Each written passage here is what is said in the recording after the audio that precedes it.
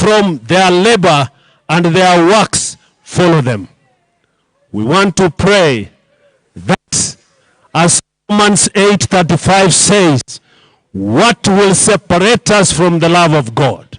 Is it persecution? Is it death? Or is it suffering which will separate us from the love of God? We want to pray that in this life, let us remove all the weights which will hinder us from seeing the kingdom of God which is to come. We want to pray that in the weight of anything, we want to pray that may you remove these stones so that Christ can come to our hearts, and may the grace of God be sufficient. May we pray. Our mighty and everlasting in heaven, we have, doing the last journey of our sister Helen, we now pray that may your presence be heard on this ground today. If there are any evil spirits in this field, we want to cast them out in the mighty power of Jesus Christ. May we focus on you. May we have peace and love throughout this occasion. And when it will end, glory and honor will be unto you, is our prayer in Jesus' name.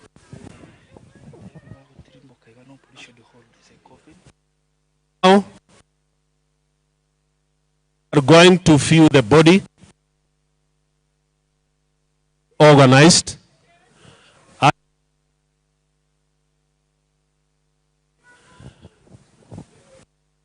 We start with the family members. Then we have adoration choir, and the rest will follow. Kindly, may we have decorum. And it is our sincere request that as you view, don't touch the coffin, just view, and let us have decorum. Thank you. God bless you.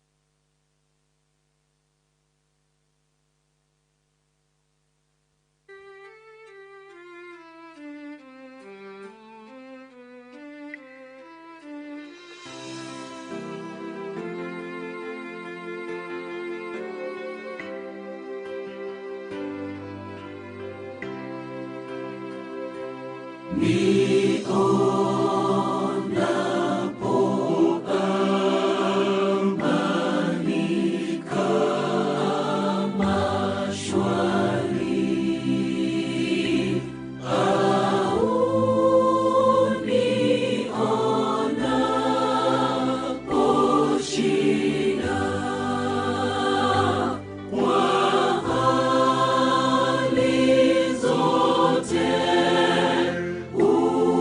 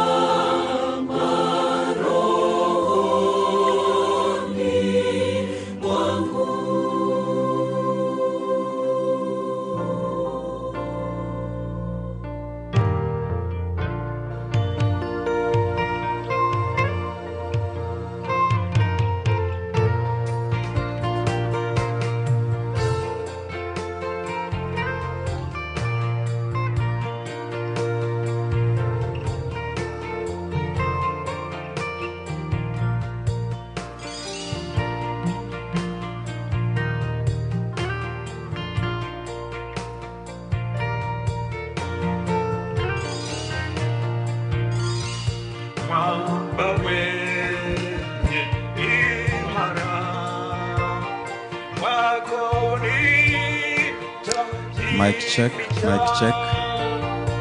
We want to thank God for this day, and as we have labeled these tents, we request each one of us to observe the directions as we have arranged the seating arrangements.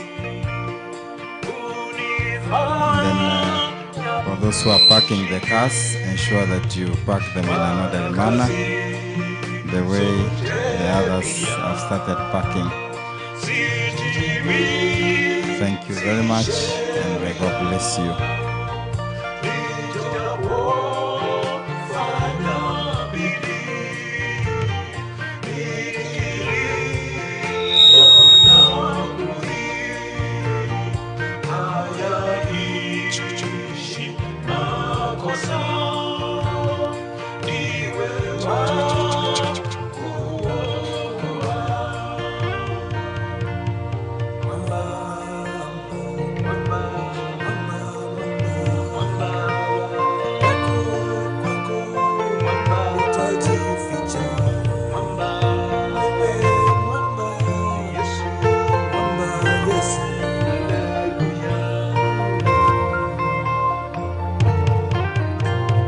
Yes, asanteni sana.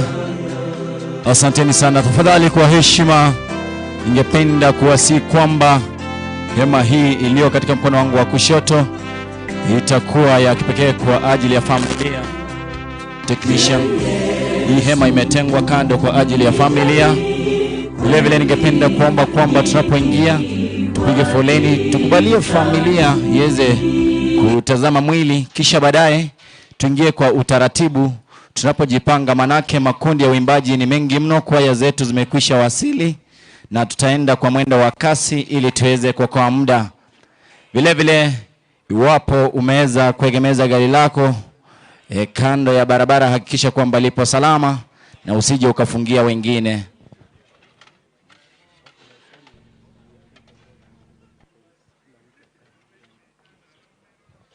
Shukran kabisa. Vile vile ningependa kusema kwamba itapendeza mno takapofuata ratiba ile utakayopewa kutoka hapa mbele. Unapoingia kwenye hema, naomba kwamba uweze kusoma maandiko yaliyoko pale ili uweze kujua position yako. Itapendeza sana.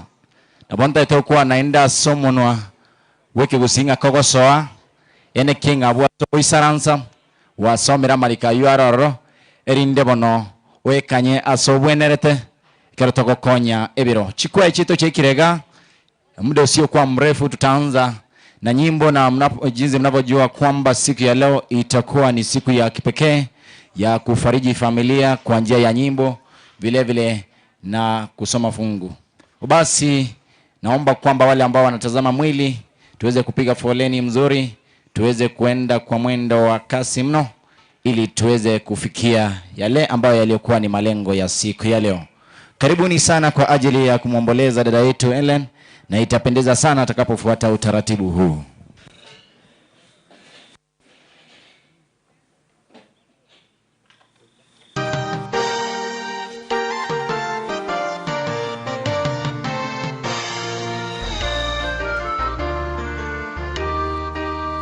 Wanapoingia pale, naona ni familia, baadhi ya familia waliokuwa wamesalia nyumbani ndio wanaingia na kutazama mwili. Baadaye marafiki wa familia pamoja na marafiki wake Helen wataingia, kisha wataweza kuingia kwenye hema hizi waweze kuketi. Ningependa kuwakumbusha kwamba maongezi yatakuwa machache mno na kwaya zitaimba. Hivi sasa ninavyozungumza, ningependa kuona kwaya ambayo iko tayari tuweze kuanza na nyimbo. Hatuna muda wa kupoteza. Zile kwaya ambao wameweza kuingia waweze kujisajili hapa pamoja nasi ili tuweze kusonga kwa utaratibu huo. Mbele yangu hapa ni wana Christ. Samahani, nimeona Revivers Ministers wako nasi, wamekwisha ingia. Karibuni sana. Solo artist ni wengi. Nimeona kwaya yangu ya Heaven Targeters wako pamoja nasi. Adoration Ministers wako pamoja nasi, miongoni tu mwa makundi ya uimbaji ambao wameweza kuwasili. Karibuni sana. For the meantime, naomba DJ wangu tubariki na wimbo tunapoendelea kufuata ratiba tulionayo hapa.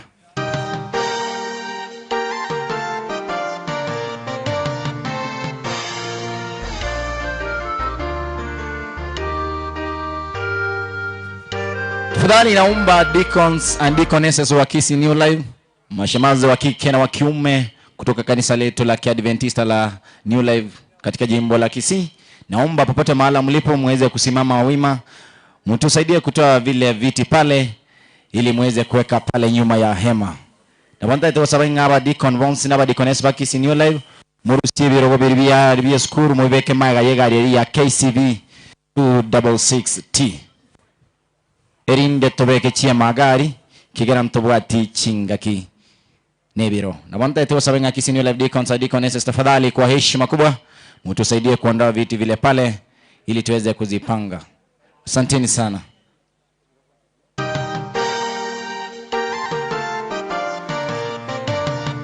Vile vile ningependa kuomba dereva wa gari aina ya gari nambari ya usajili KCV 266T na kuomba tu kwa heshima uweze kuondoa gari lako pale ili iweze kuegemeza mahali panapostahili kwa ajili ya kupata nafasi ya kutosha ili tuweze kuweka hema.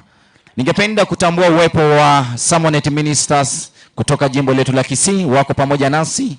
Karibuni sana wana Summonet Ministers. Wangwana hawa wamesimama pamoja nasi, tunawakaribisha. Kumbuka Kisii New Life Church Choir wako pamoja nasi, Kisii New Life Youth Choir wako pamoja nasi, Jogo Youths nimeona wameingia. Christ Revealers walikuwa pamoja nasi. Basi karibuni sana. Naomba kwaya ipo tayari ingie hapa. Wapi Christ? Samahani, kwaya yangu ya Summonet Ministers tafadhali mje upesi sana kwa ajili ya wimbo. Watao tufungulia hafla hii ni Summonet Ministers, watatuletea wimbo wao.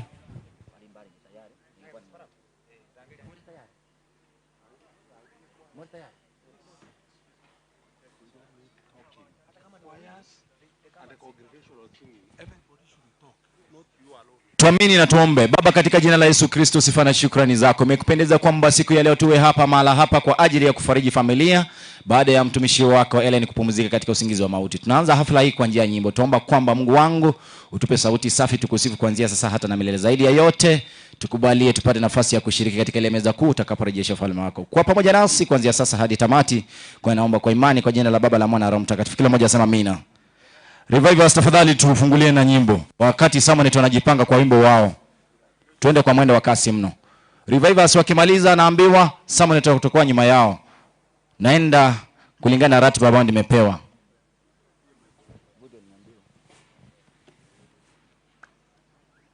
Yes, wanaingia hapa ni Revivers Ministers kutoka Kisii wakiwa katika stanza ya mwisho. Naomba kuona Summonet Ministers nyuma yao. Summonet wakiwa karibu kumaliza, nitawaarifu kundi ambao litaingia, ambao ni kwaya iliyo katika sare nyeupe nyuma yangu hapa. Karibuni sana. Piga nyimbo mbili, wakimaliza hivi Summonet wataingia, tukienda kwa utaratibu huo kwa ajili ya kwa muda. Siku ya leo hatutaongea sana.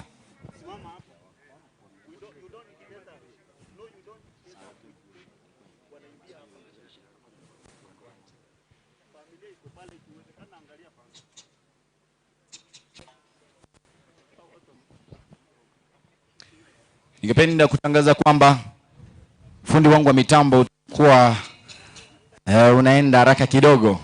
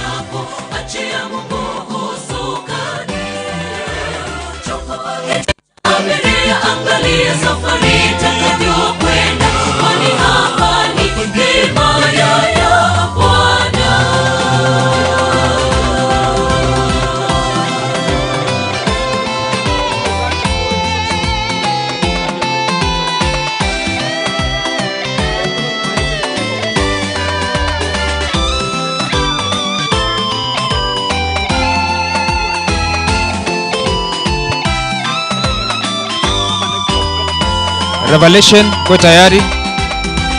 Zamu yako ya kufutwa machozi imefika, umelia ukasononeka na kubebeshwa mizigo mizito ya maisha, umekata tamaa na kuvunjika moyo, wala usihofu tena, wakati ni wako. Bwana amekusudia, akuangalia uso wake, akufute chozi, ukafurahi. Zamu yako ya kufutwa machozi imefika, umelia ukasononeka na kubebeshwa mizigo mizito ya maisha, umekata tamaa na kuvunjika moyo, wala usihofu tena, wakati ni wako. Bwana amekusudia, akuangalia uso wake, akufute chozi, ukafurahi. Basi niko huku kukutangazia kwamba ulikofika sasa si himaya yako. Achia Mungu usukani, chukua kiti cha abiria, angalia safari itakavyokwenda, kwani hapa ni himaya ya Bwana. Basi niko huku kukutangazia kwamba ulikofika sasa si himaya yako. Achia Mungu usukani, chukua kiti cha abiria, angalia safari itakavyokwenda, kwani hapa ni himaya ya Bwana. Basi niko huku kukutangazia kwamba ulikofika sasa si himaya yako. Achia Mungu usukani, chukua kiti cha abiria, angalia safari itakavyokwenda, kwani hapa ni himaya ya Bwana. Basi niko huku kukutangazia kwamba ulikofika sasa si himaya yako. Achia Mungu usukani, chukua kiti cha abiria, angalia safari itakavyokwenda, kwani hapa ni himaya ya Bwana. Basi niko huku kukutangazia kwamba ulikofika sasa si himaya yako. Achia Mungu usukani, chukua kiti cha abiria, angalia safari itakavyokwenda, kwani hapa ni himaya ya Bwana.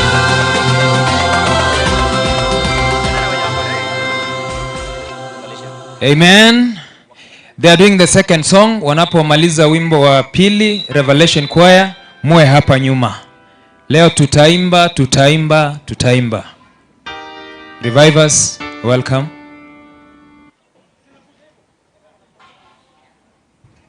Tafadhali tunajulishwa kwamba angalia tent mahali utaketi, because imeandikwa uketi mahali ambapo panastahili.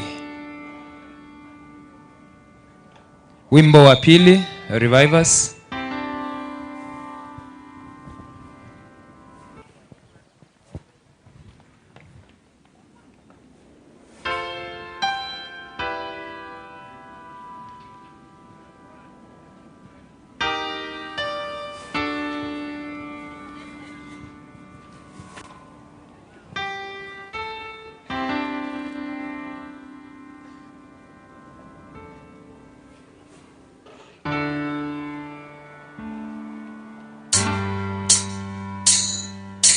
Kila jambo chini ya jua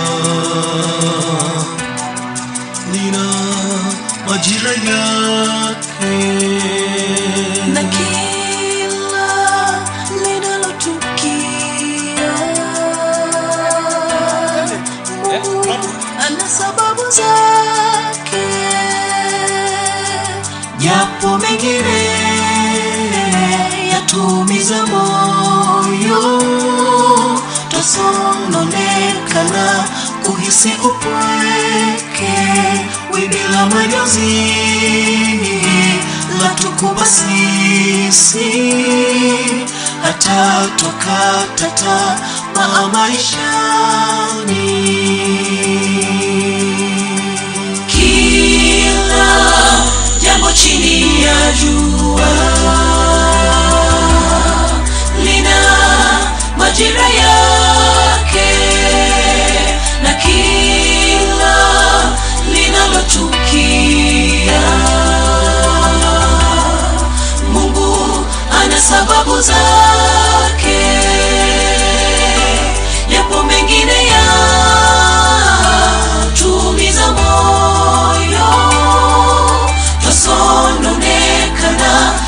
tuhisi upweke, wimbi la majonzi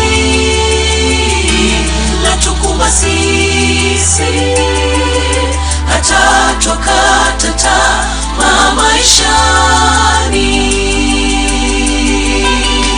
Lakini kwa haya yote Bwana yu pamoja nasi, azijua huzuni zetu, afahamu machungu yetu.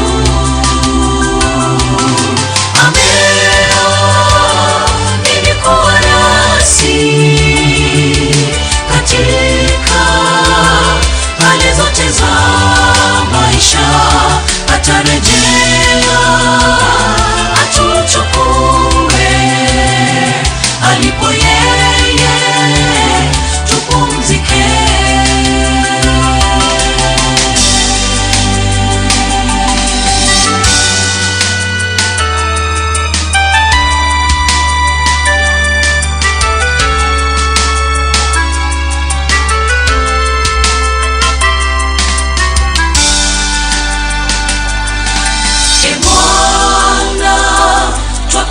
Twakukimbilia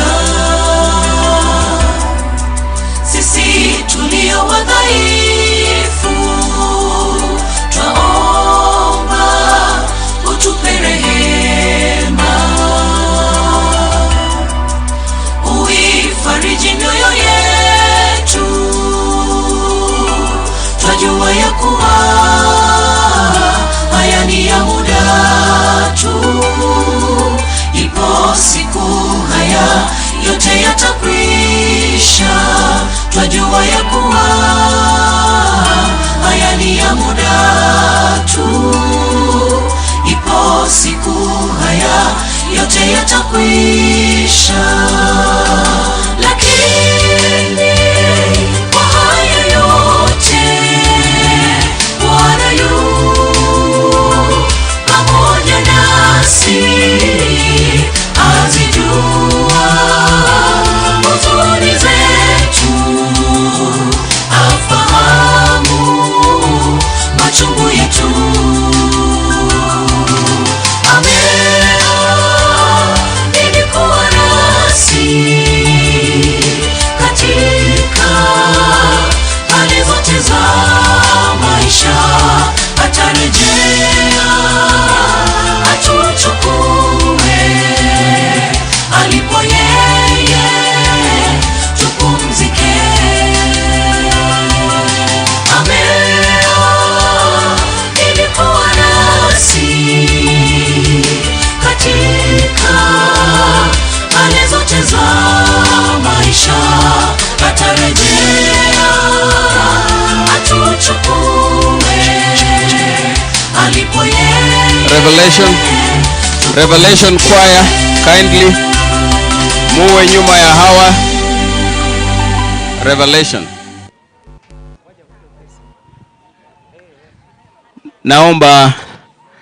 Naomba muwe wepesi kwa sababu ya muda.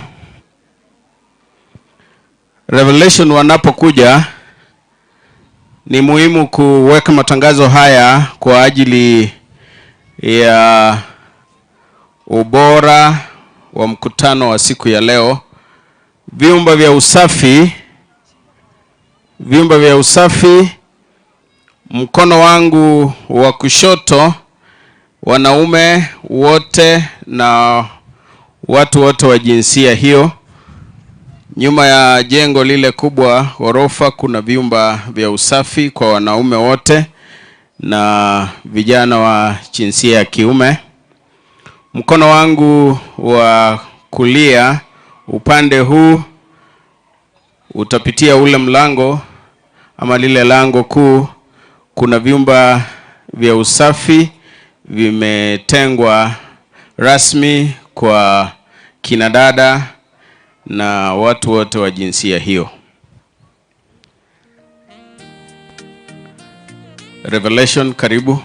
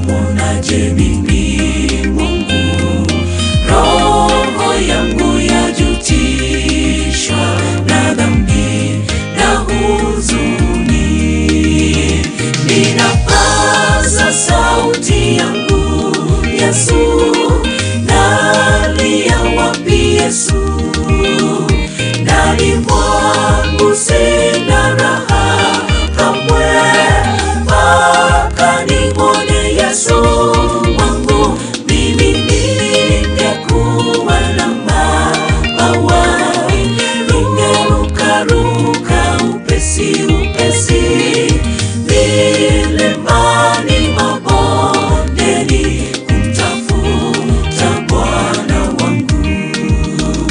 Ninapaza sauti yangu Yesu, nalia wapi Yesu?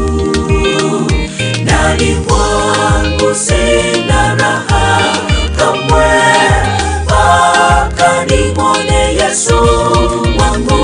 Mimi ningekuwa na mabawa, ningeruka ruka upesi upesi, milimani mabondeni kumtafuta Bwana wangu.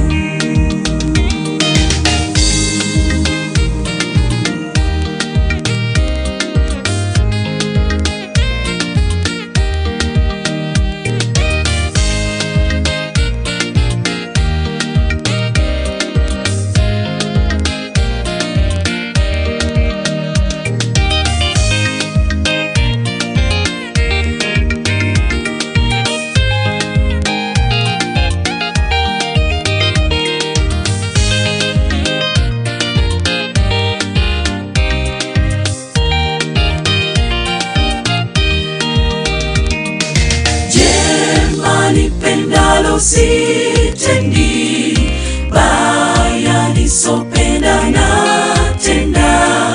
Si mimi bali ni dhambi ikaayo ndani yangu.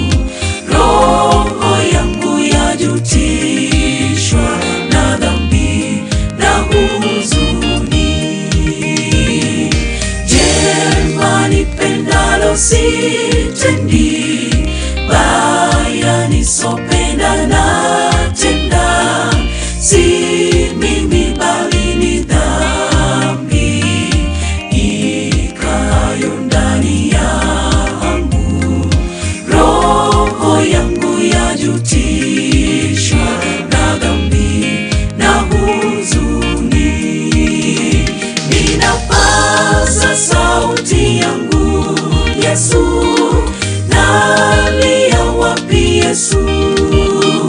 Ndani mwangu sina raha kamwe, mpaka nimwone Yesu wangu. Mimi ningekuwa na mabawa, ningeruka ruka upesi upesi, milimani mabondeni kumtafuta Bwana wangu. Ninapaza sauti yangu Yesu, nalia wapi Yesu? Ndani mwangu sina raha kamwe, mpaka nimwone Yesu wangu. Mimi ningekuwa na mabawa, ningeruka ruka upesi upesi, milimani mabondeni kumtafuta Bwana wangu. Ninapaza sauti yangu Yesu, nalia wapi Yesu? Ndani mwangu sina raha kamwe, mpaka nimwone Yesu wangu.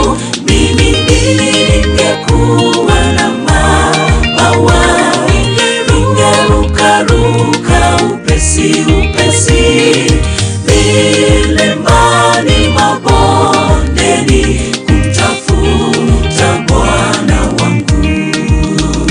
Ninapaza sauti yangu Yesu, nalia wapi Yesu? Ndani mwangu sina raha kamwe, mpaka nimwone Yesu wangu. Mimi ningekuwa na mabawa, ningeruka ruka upesi upesi, milimani mabondeni kumtafuta Bwana wangu.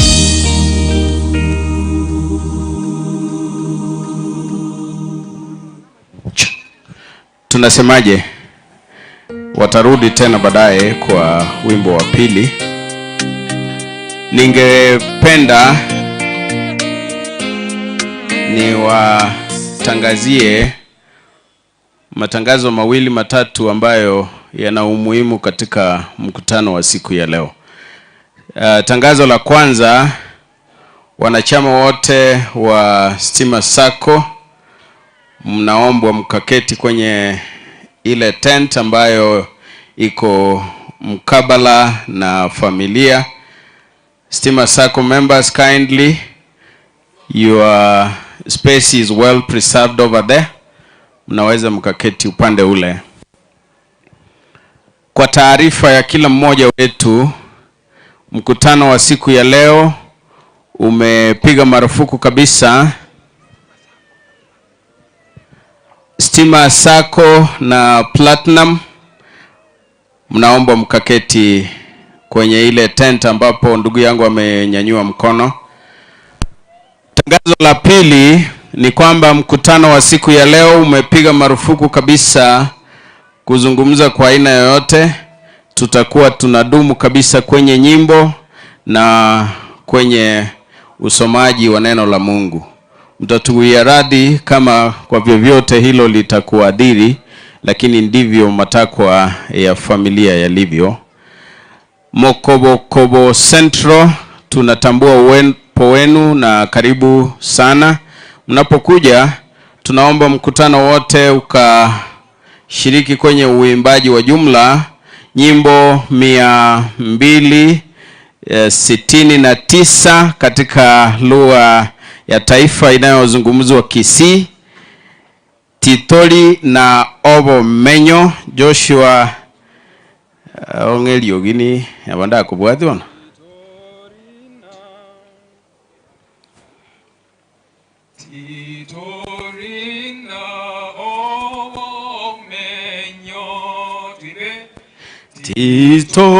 Titorina Obo Menyo Omochetori aiga nalemiwa senseageye Toganyo moche ogocha Toganye omoche ogocha Torina Obo Menyo Toganye moche orache Zayuni kayo monene Okome kai miaka yonsi Ekome kai miaka yonsi. Fundi wa mitambo yangu kubutandika yuko tere kule.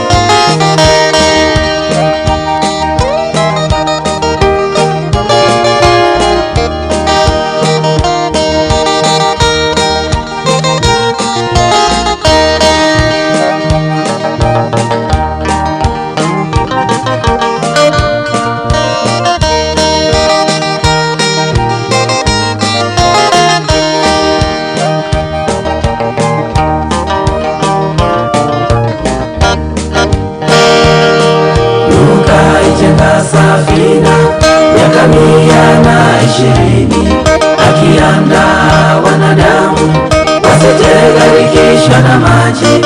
Watu wakamcheka Nuhu, kakataa wito wa Mungu.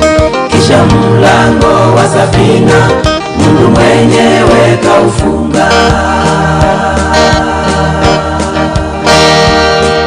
Luka itenga safina miaka 120 akiandaa wanadamu wasijegharikishwa na maji, watu wakamcheka Nuhu, kakataa wito wa Mungu. Kisha mlango wa safina Mungu mwenyewe kaufunga.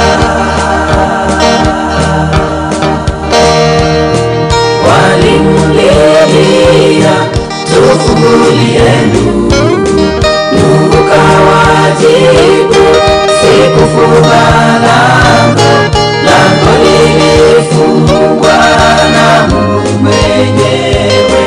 Waliangamia kwa kutotii wito.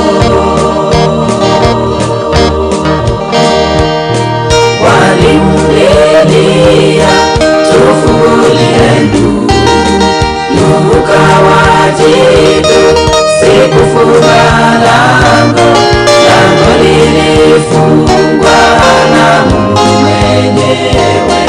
Waliangamia kwa kutotii wito.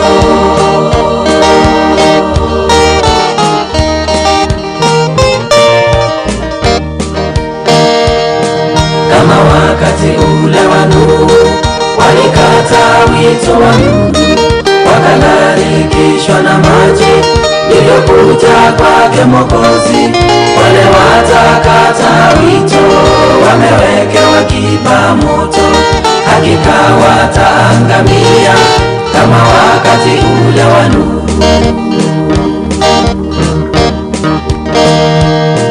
Kama wakati ule wa Nuhu, walikataa wito wa Mungu, wakagharikishwa na maji iliyokuja kwake Mwokozi. Wale watakataa wito wamewekewa kipa moto, hakika wataangamia kama wakati ule wa Nuhu.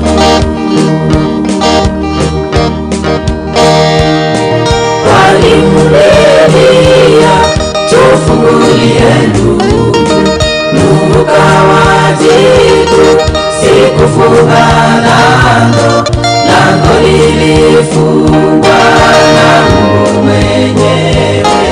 Waliangamia kwa kutotii wito.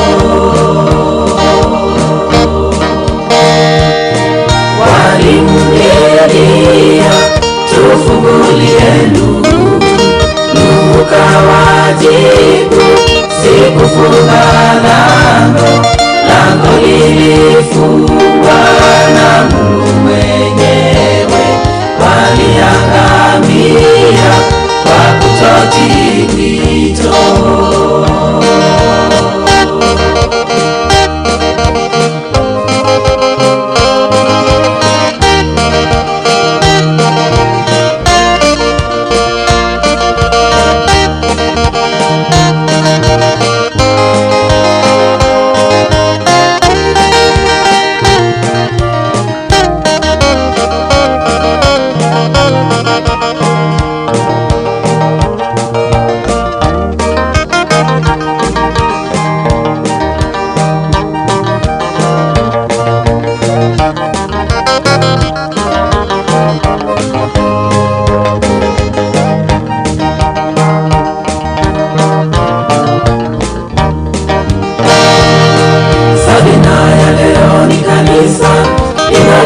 Za Mungu linaloandaa wanadamu wasijeangamizwa na moto. Mungu Baba, tukaribishe, tuingie safina yako. Waovu watakapochomwa, tuwe tumetulia kwako. Safina ya leo ni kanisa, Mungu mwenyewe. Waliangamia kwa kutotii wito.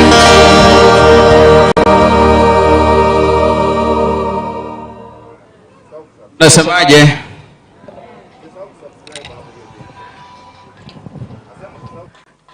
Kule juu, kama unanisikia, tafadhali fanya hivi nione kama unanisikia tu, kama ishara ya kujaribu kama mitambo inafika uliko. Mkono kama una mmoja sawa tu, lakini kama una miwili inue yote tu. Helen hawezi fanya hilo leo, afadhali wewe. Kule. Mundu narari ubwendo konyore tamtam. Eret tarate ba kwanza imukire. Mwina iga monyi gwete. Oh. Igo mata iga nturamo. Adoration bogoli no yanga kaiga. It is meant to mean ngaki igonko igumoreri ogeri. Koranche ngwari wanje tutwara mukutana yo makurubusia. Mekutane iya angagu etabu ati munyakerogo tige eire ngora. Kiarabi mko wapi? Mbalense wakija ama simu wako, napenda kutambua uwepo wa mwalimu mkuu shule ya upili, shule ya msingi kunradhi ya Nyakongo, ndugu Magati. Amefika na ameturuhusu kwamba tutumie uwanja huu, na ametoa udhuru kwa mwalimu mkuu wa shule ya upili ambaye hafiki. Tukipata nafasi ndugu Magati, tutakupatia nafasi angalau tusalimie.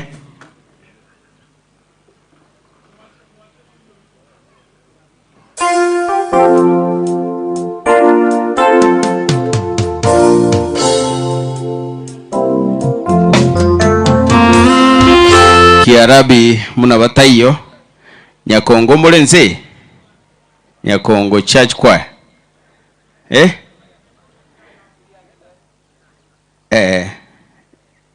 Nyakongo digambo ligo sembaro igo mbaraika iriya nyinga imule iriya nyinchungo na enokoranga na omokarismati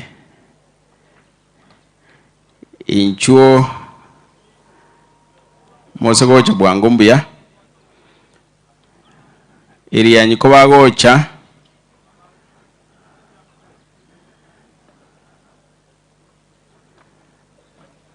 aba amona nyangena ngeni nao musubati oli orairaria no sobo iga bantu bairianyi nao bairianyegete.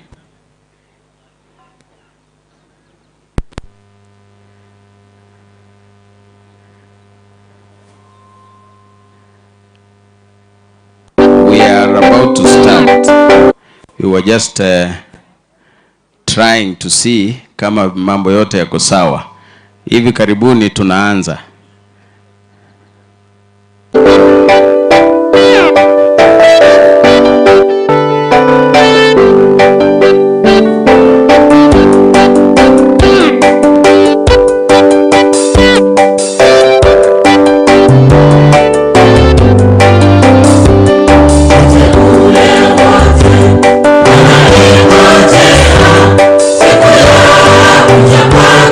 Yesu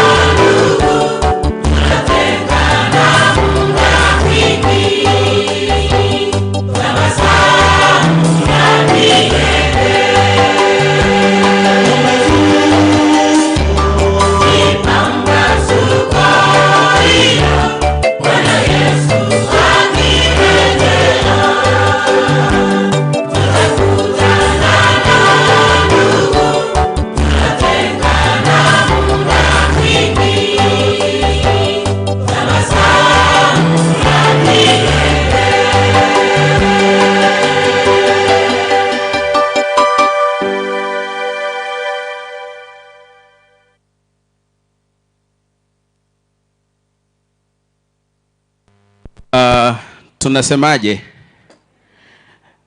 Ekena batebeti tingo batebono. Ekerogo tera kwa elire ensemo yao no goteba amina naende gwateba amina echieto ntoigwana iniagu ngotema tole kwa ende gocha next torore gose munyare. Tangazo jingine ni kwamba mkutano wa siku ya leo unapeperushwa rasmi kwenye mtandao wa YouTube. Hivyo basi unaweza ukafuatilia mkutano huu.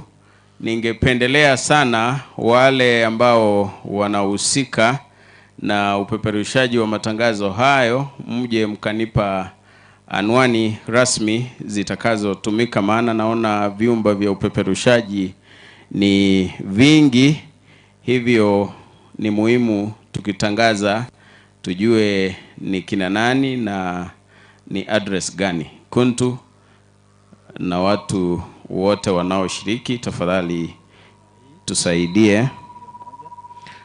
Moja, mnaweza kutumia, ikiwa uko hapa unaweza kutumia hiyo link ukawatumia ndugu jamaa na marafiki kokote. Kuntu House at Kuntu House, celebrating the life of Ellen Kemto Mariaka. Hivyo hiyo ni moja kati ya links ambazo tunatumia. Ikiwa moja imekwama, tumie nyingine. Na wapeperushaji wote wa matangazo haya kwenye mtandao, nipatie anwani tukazitangaze hapa kwa ufuatiliaji huo. Kisii New Life, Amazing Voice of Victory TV, fuatilia anwani hiyo vile vile. Naomba mniandikie ili niwe na orodha hiyo kwa matumizi yangu ya baadaye. Naomba ni mualike mzee wa kanisa ndugu Samuel, ambaye ni mzee wa kwanza wa kanisa katika kanisa hili ambalo liko karibu nasi hapa Nyakongo, ili akatuelekeze kwa kipindi kinachofuata kwa dakika chache. Ndugu Samuel, naomba uje.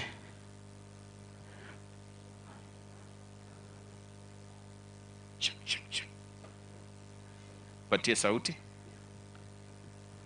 Amjambo nyinyi wote. Mimi ni Samuel, vile mmesikia. Na waomba mniruhusu tuombe alafu tuende kwa kipindi kingine. Ngosaba tole Nyasaye ayomuya watoletiro bwaro boiga. Biamono asegeri watonyoreire asengakie yiga. Ekerobo no tokweta yarisa asengenjo yogo chikoiwa ligana liao korwaso musombo omupasta onyura Kisii district omonene obuyabwao no wanja kwa okoreka aserieta ria Yesu Kristo oyoromo walio ito. Naomba mniruhusu nimuite pastor wa district ya Kisii New Life, Pastor Pamela Ogoi, alafu apatie neno la Mungu. Pastor.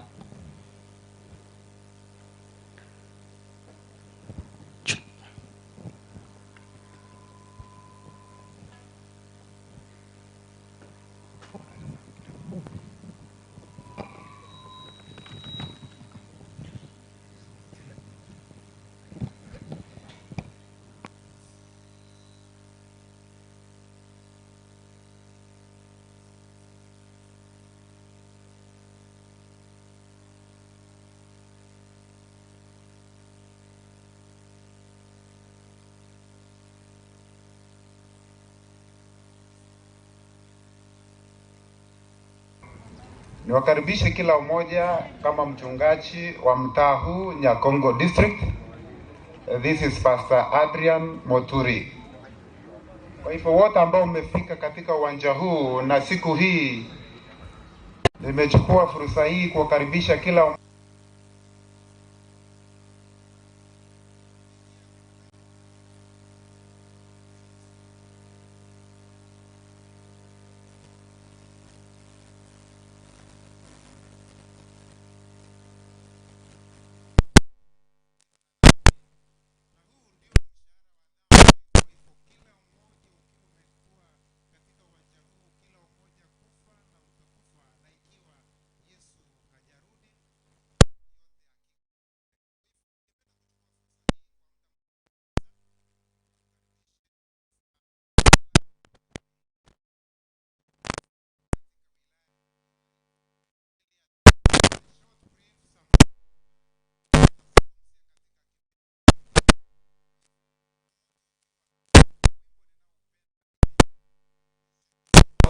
wote. Kila mmoja tumefika hapa kwa sababu ya neema, haujaamka kwa sababu ya nguvu za kwako. Na wimbo unaenda hivi, it is a congregational singing, wimbo number 10. Tunaimba wimbo huo. Kristo wa neema yote. Sauti iko sawa. Na wote hapa ni Waswahili na tutaimba. Haya, 3 we go. Kristo wa neema yote, imbisha moyo wangu, nifulizo ya baraka inaamsha shangwe kuu, unifunde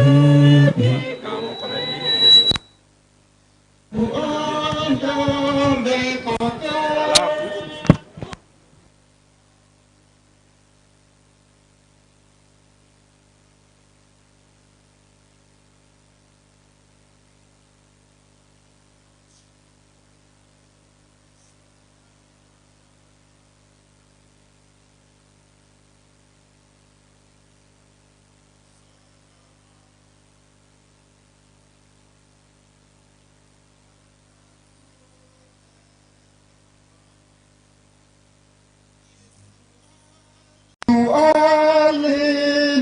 Alinitafuta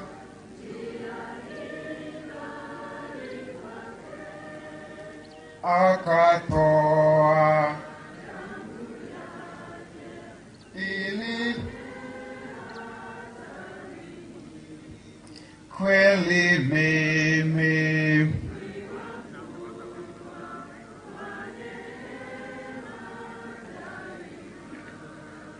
wema wako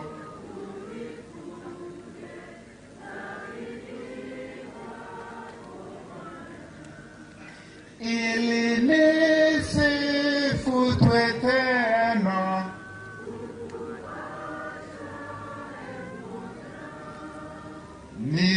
nitwalie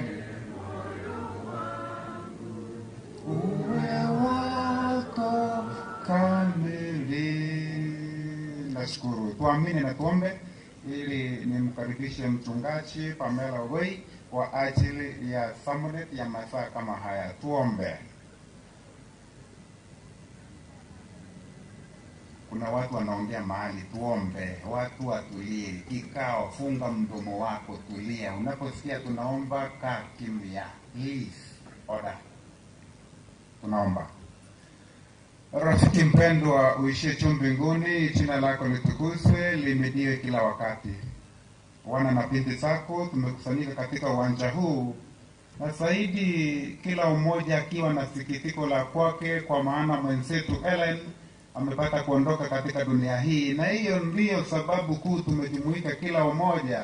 Na sasa zaidi tunakushukuru kwa neema yako na uwepo wako na ulinzi wako. Umefika ni kipindi ambacho mchungaji anaposimama kwa ajili ya kunena na wana na binti zako. Naomba Kristo, Roho wako Mtakatifu aliye kiongozi amini, ili ukamtumie asungumze na kila mmoja, na mwisho wake tunakushukuru na zaidi kulimidi jina lako. Kila mmoja jinsi tumefika hapa, tunajua kwamba hakika tutakufa, lakini tutakufa tukiwa katika upande gani? Ile ndilo swali kila mmoja na zaidi kujiulisha katika maisha haya. Kwa hivyo tubariki na neema yako iwepo.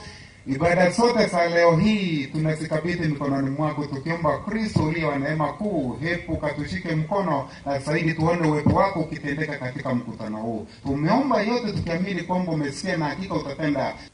Yesu aliye mwokozi na mwombezi wetu, na kila mmoja aseme amen. Thank you. God bless you. Welcome pastor.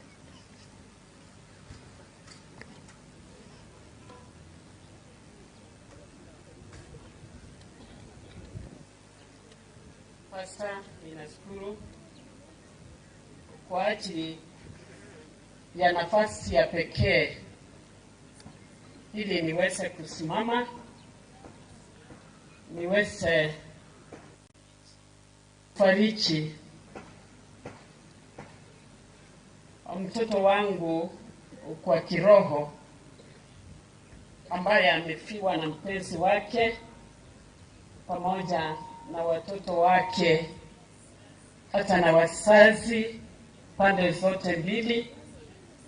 kanisa la Kisii New Life kwa sababu alikuwa ni mshiriki pale, church choir na kikundi kile cha adoration choir, hata idara ya masemashi, kwa sababu Ezra deacon na pia Ellen alikuwa ni deaconess. Kwa hivyo kama Kisii New Life Church, kweli death is an enemy.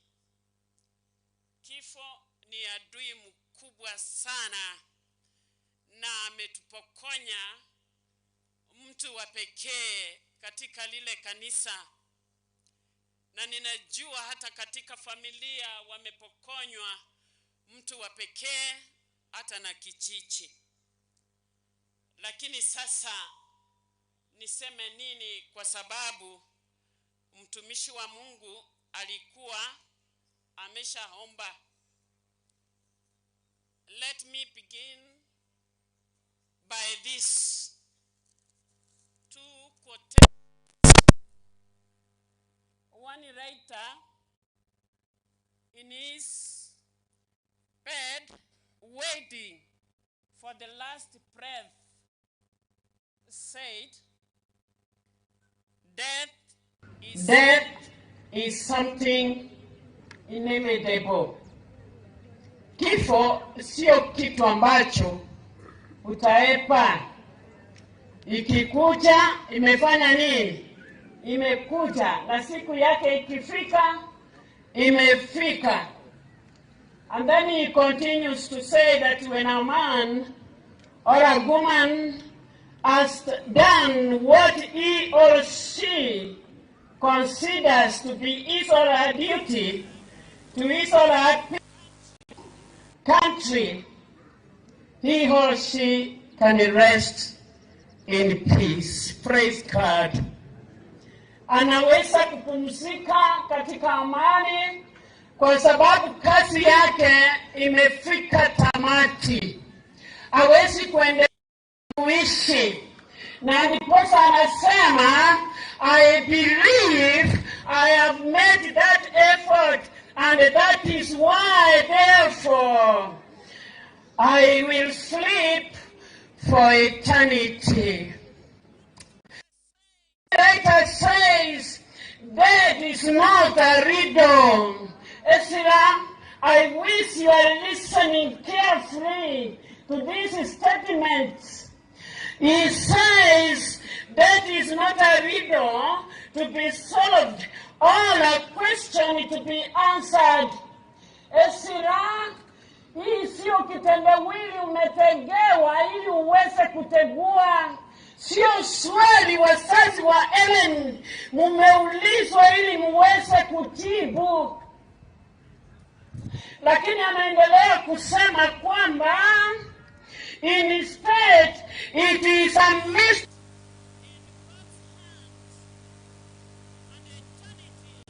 Eternity will give us the complete picture of our Nyasaye. Obukale na kalembo ekerotora ikone njutura kurumukia kobaroro mutumanuliro obisyobo why the things happened the way they do. Inkigekolera amakweli angabunaya y'omwana omusinini aguca jinga kyaninga leeta omwana ondasinse oyorengeko lw'obusemeryo okunena abaana ba Nyasaye. It will refer to us. And because that is a mystery to be left in the hands of the Lord, when we read in the book of Psalm number 116, verse 15, it says, precious in the sight of the Lord is his saints. Ingekere kenge chanene asomo siwanya sae na makweli yomuntu wigeni omochore The greatest reason is that heaven has not rose, but has gained in Jesus' name. Praise God.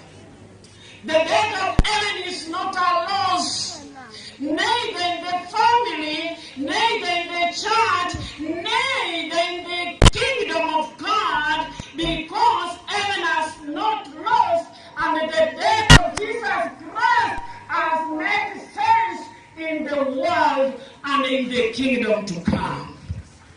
But when it is not a loss. And the same God says in the book of Proverbs,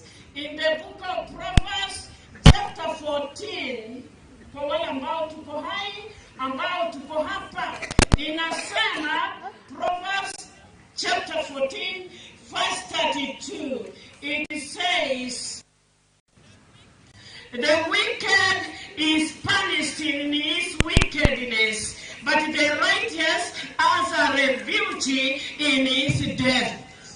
Abana banyasai eki webo ichanera na makweli umunyabibe ekero tugusangereka na mwiga botinde ku munyabibe inga butuguturierwa ebe ni yasiri bwikakare na kare igoro ya moni einera sarenene. Lakini umwegeni mune ene igakogenda butimuka somorembe just for a while, and when Jesus Christ will come, she will enjoy to be one of those who will be among the first one in the first resurrection in preparation for that kingdom to come. So allow me to speak to Ezra.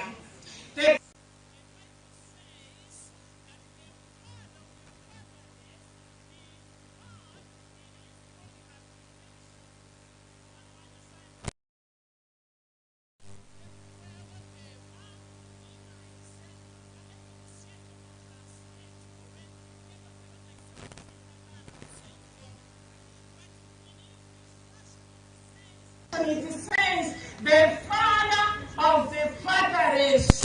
Imaise weti ndakana balipata watu waise inyas yetasa yarena achenu Yvonne. So let me remind you one thing is that now the children Sifa and Justice, the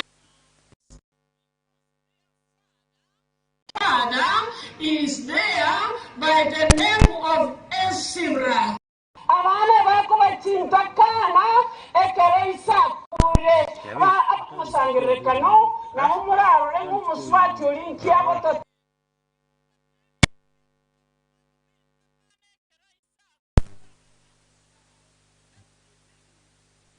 creation.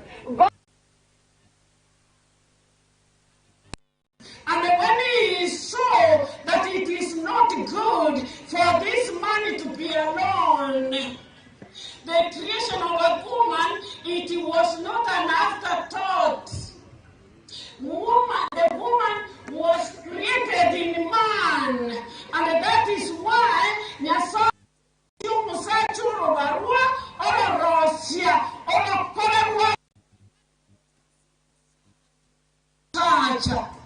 since that time, God manifested the powers of determining what type of child to be born, be it a boy or a girl. It is the man who determines. When a man and a woman meet together and a conception takes place, we realize that when a man releases an X chromosome, a woman has XX, and then they decide the child is a girl. But when a man releases Y and a woman brings X, that is when a child is a boy, meaning watoto wote ni wa mwanaume. Mwanamke ni kama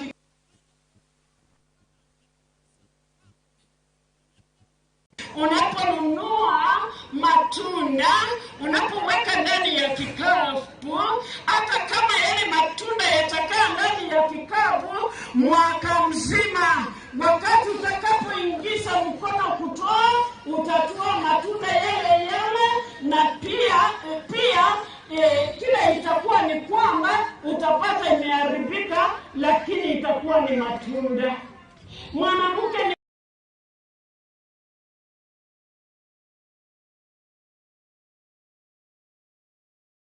kwa hivyo wale watoto Stephen na Charles, they are no longer orphans, and that is why God is saying in the book of Joshua, that is why God is saying in the book of Joshua, sia tunaposoma Joshua 1, ni nini sasa Ezra atafanya, na ndiposa aweze kulea hao watoto na waweze kuwa watu wakubwa. Sikia vile Joshua inasema, bana bali mtakana isekiala na koletetu naro iwocho ai Ezra bana, they are not going to feel that gap, they are not going to be referred as orphans because you are there. So the book of Joshua, moja fungu lake la 9. What I'm telling Ezra is this, that God says to Joshua, have I not commanded you? Be strong and of good courage. Do not be afraid, nor be dismayed, for the Lord your God is with you wherever you will be. Ezra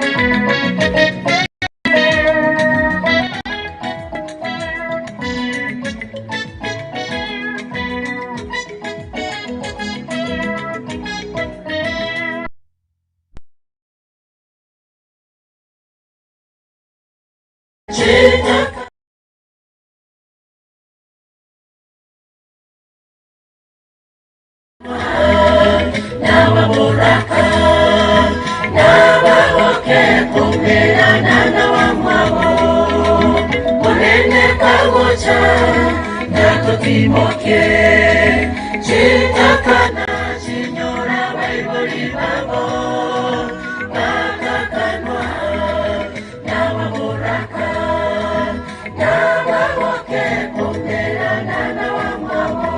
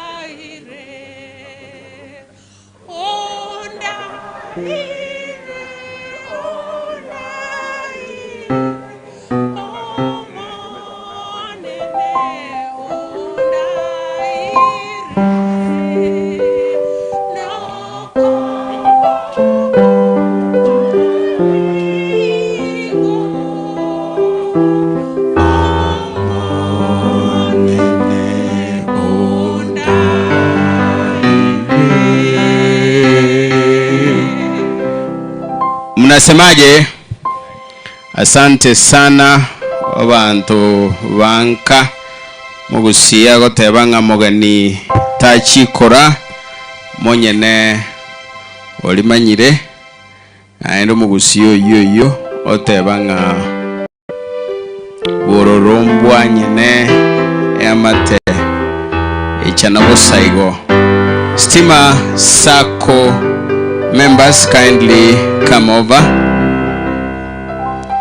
Stima Sacco members, wherever you're seated, kindly but urgently come. Ninategua kauli yangu ya awali ya kusema kwamba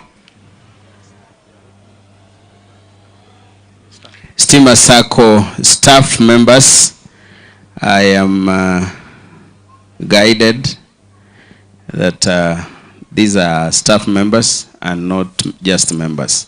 Kindly come. Awali nilikuwa nimesema adoration wanaimba na Heaven Targeters wimbo a collaboration. Tafadhali tusimame huku mbele. Na teua kauli hiyo sasa Wataka ukuja kwanza ni Heaven Targeters, kisha Adoration baadaye. Tutaimba Collaboration at the prime time. I think that one is in order.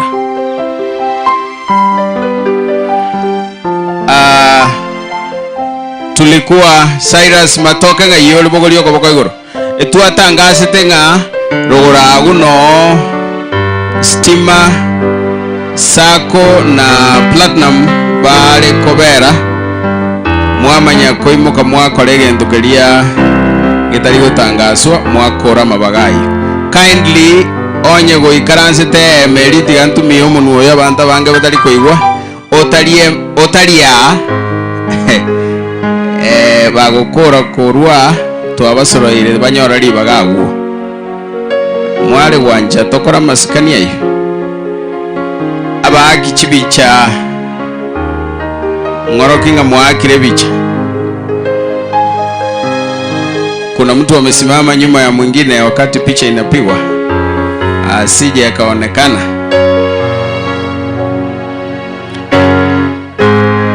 These are the staff members and colleagues wa ndugu Ezra.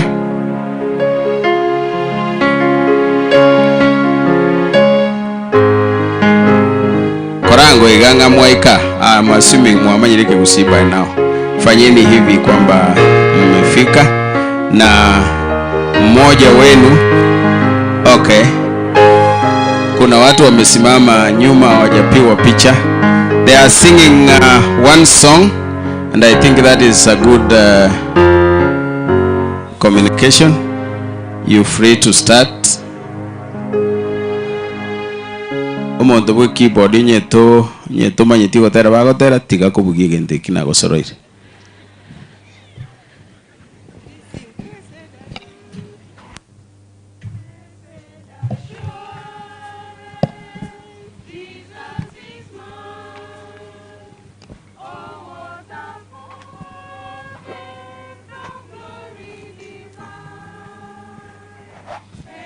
Salvation, purchase of God.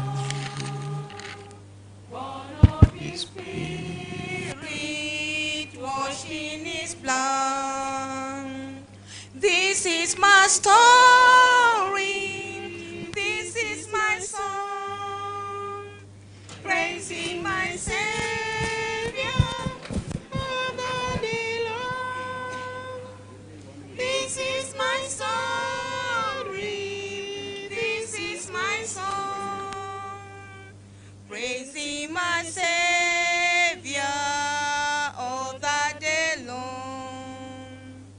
Perfect submission, perfect delight. Visions of rapture now passed on my side. Angel descending, bring from above. Echoes of mercies, whispers of love. This is my story. This is my song. Praising my Savior all the day long. This is my story. This is my song. Praising my Savior all the day long. Perfect submission, perfect at rest. I in my Savior, I'm happy and blessed. Watching and waiting, bring from afar. With His goodness, lost in His love. This is my story. This is my song. Praising my Savior all the day long. This is my story. This is my song. praising my Savior all the day long.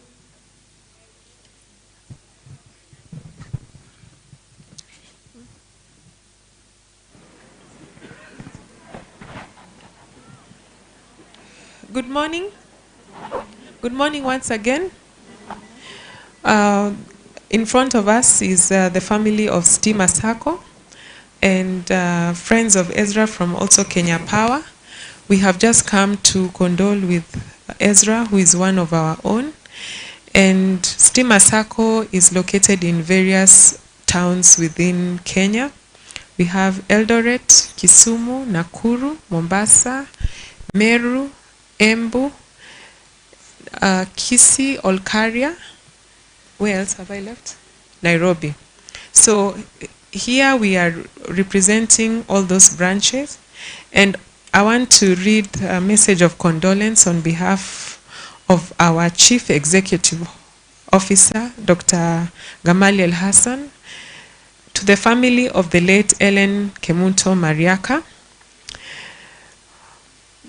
On behalf of the Board of Directors, CEO, Management, and staff of Stima Sacco, please accept our sincere condolences on your loss.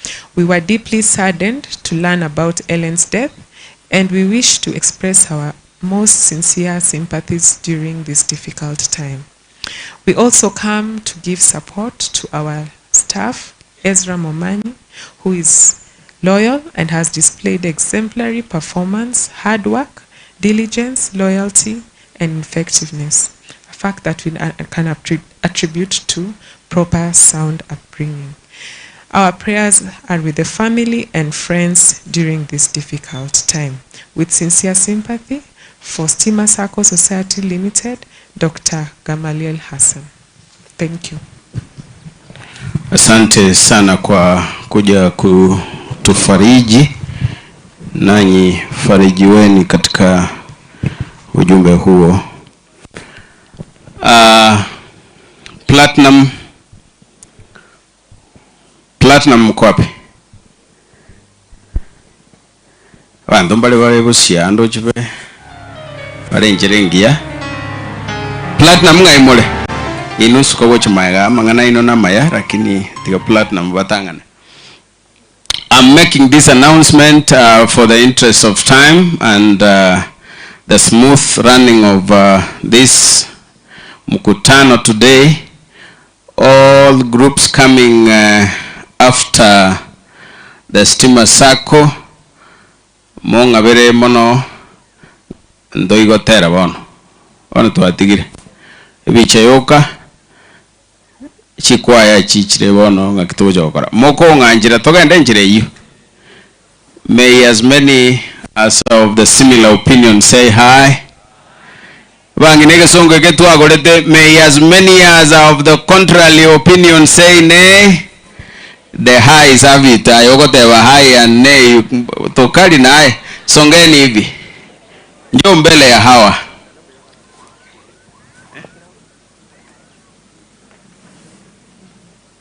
Yare dinu murazuka vicheye nero tuwale koligi. This very big family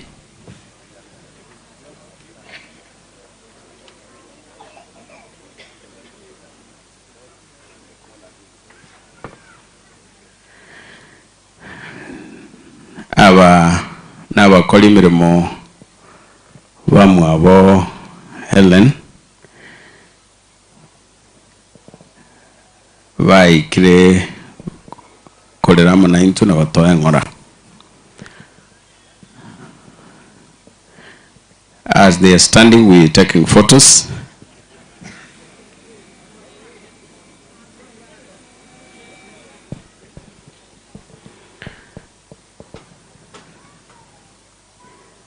I am waiting for a signal.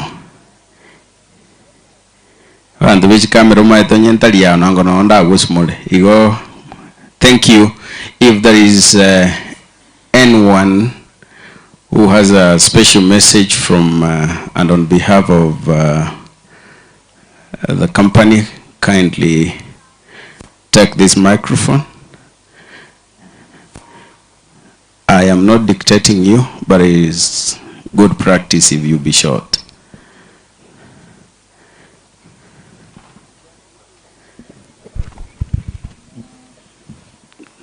Take mine. You can use this. Asante sana kwa nafasi. Ninapenda kusema ni asanti, na mimi na represent Platinum Credit Nyanza region. Tuko na representative pia kutoka headquarters ambaye atazungumza, atapeana message ya our MD. Helen amekuwa ni mtu namjua, nimefanya kazi naye na nimemsimamia kwa muda mrefu, na nakumbuka nikimpa kazi na nimekuwa nikimsimamia mpaka sasa hivi. Sio mtu ulikuwa una... Kindly, if you can get, that's one speech from the head office. That will be good. Thank you.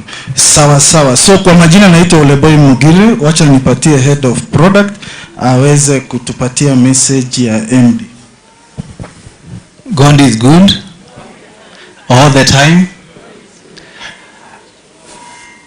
Thank you. On behalf of our MD and the entire Platinum family, we at Platinum, we normally do to more colleagues, and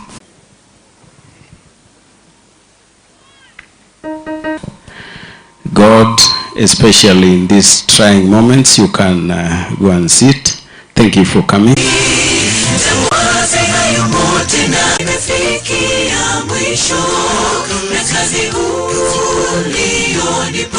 Nimeifanya kwa bidii, japo kwa machungu mazito, neema unijazie, nimekamilisha mwendo, nimefikia mwisho, na kazi ulionipa, nimeifanya kwa bidii, japo kwa machungu mazito, mwili umechaka na kwa mapungufu nimeifanya kwa bidii, japo kwa but the group bantu bakalero gorari bakomesera guruguru bagoro kuwaridi in nchungo ga totere mukutano uyu mugimati gotera komo kuri serious na ayetera lioka Mbeke gutwaye dhahabu ngoika, mbeke gutwaye dhahabu ngoikanka, ngoikanka,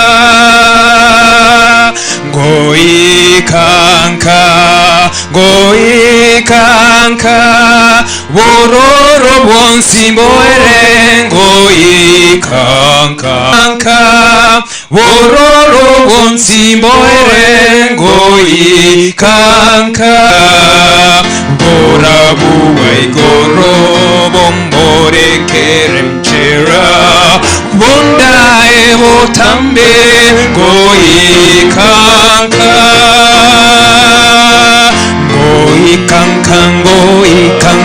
ngoikanka, bororo bonsi moere ngoikanka,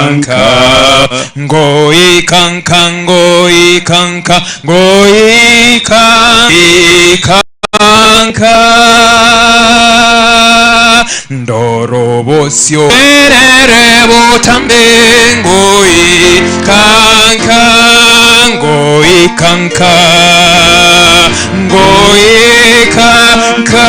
bororo bonsi moere ngoikanka,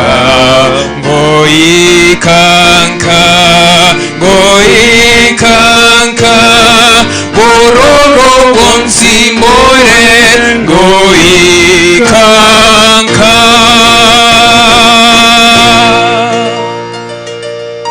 Deaconesses and deacons wa New Life SD Church Kisii na deacons and deaconesses wa Nyakongo SD Church, kindly you are asked to meet behind this tent for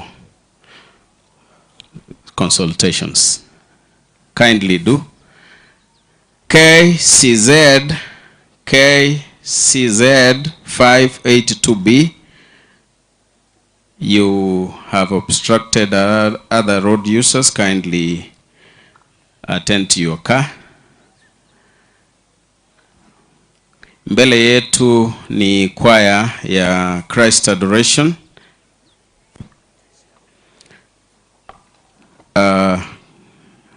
Another announcement, KCM 674, KCM 674E. Naomba ukaangalie gari lako, umezuia kabisa watumiaji wengine wa barabara. Mbele yetu ni kundi la Christ Adoration Ministers ambao ni kwaya alikokuwa akiimba dada yetu Ellen. Ingekuwa ni wakati mwingine tumeita kwaya hii, Ellen angekuwa miongoni mwao, lakini kwa sababu ametangulia mbele za haki,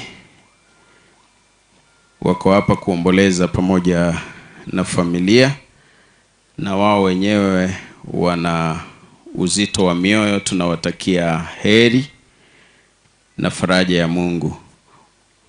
Watakuwa na nafasi nyingine baadaye, kwa sababu wao ndio waathiriwa wakuu. Watatuletea nyimbo nyingine nyingi wakati mwingine, na hivyo watapata nafasi ya kuzungumza nasi kwa wakati huo. Kwa sasa na waruhusu wakaimbe nyimbo 2 mtawalia, kisha tutaendelea baadaye. Check. Even as you are doing this song, it's a song that we are repeating again. Ni wimbo ambao tunarudia tena tutarudia. The next time as we'll be coming to the stage, we will request that the choirs that are present to join us to sing the same song. The same song. The next time we are called to the stage. Sikieni habari, because it communicates a lot to us as the choir and to the family.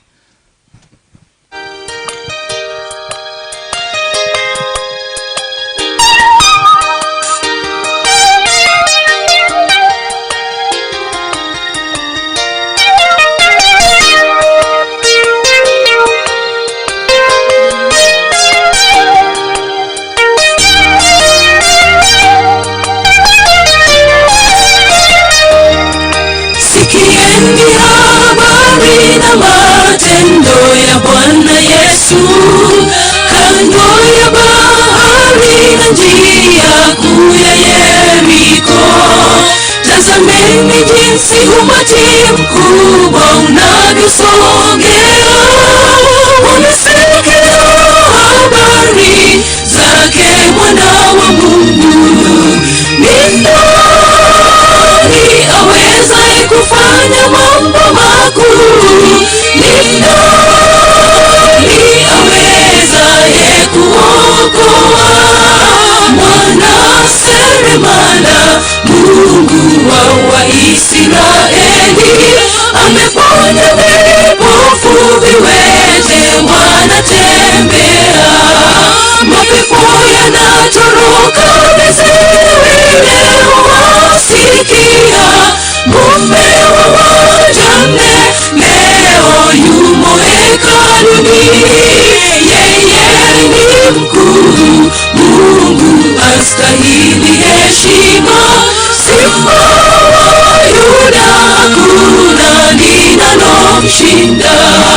Ni nani awezaye kufanya mambo makuu?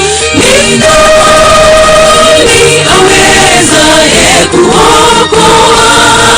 Mwana seremala, Mungu wa Waisraeli, ameponya vipofu, viwete wanatembea, mapepo yanatoroka, viziwi leo wasikia. Mume wa wajane leo yumo hekaluni, yeye ni mkuu, Simba wa Yuda, hakuna linalomshinda.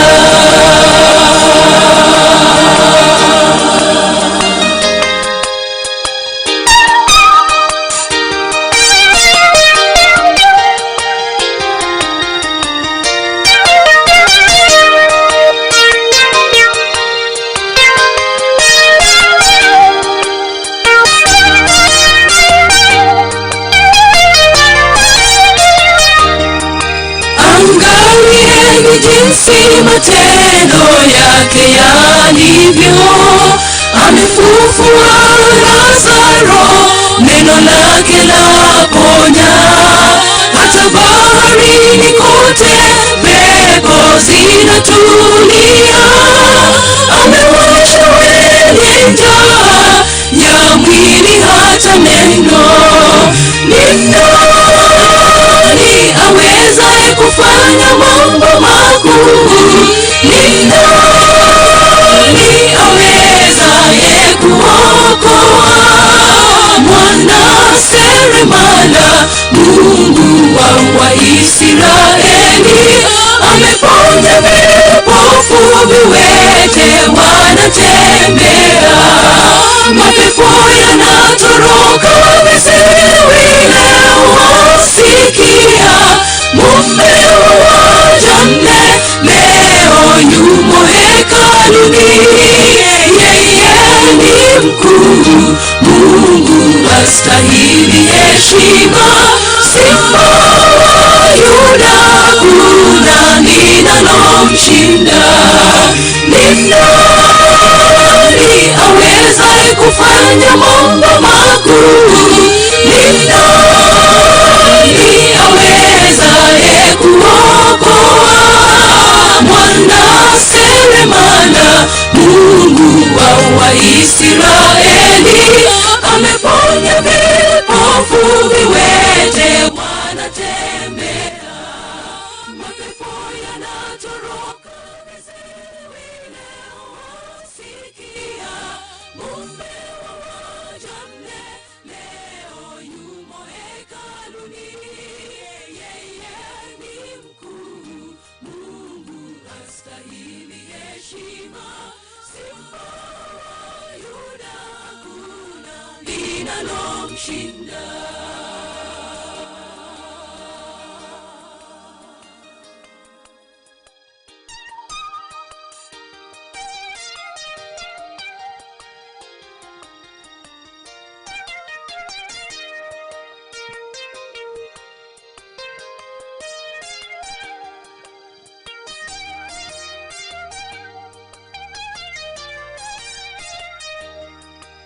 Wastaajabu jinsi mambo yake yalivyo, ameshinda kifo, yeye mwana wa Mungu, na sasa ni kuhani mkuu, amefanyika bora kuliko malaika nao wanadamu. Ni nani awezaye kufanya mambo makuu? Ni nani awezaye kuokoa? Mwana seremala, Mungu wa Israeli, ameponya vipofu, viwete wanatembea, mapepo yanatoroka, viziwi leo wasikia. Mume wa wajane leo yumo hekaluni, yeye ni mkuu, Mungu astahili heshima. Simba wa Yuda, hakuna linalomshinda. Ni nani awezaye kufanya mambo makuu? Ni nani awezaye kuokoa? Mwana seremala, Mungu wa Israeli, ameponya vipofu, viwete wanatembea, mapepo yanatoroka, viziwi leo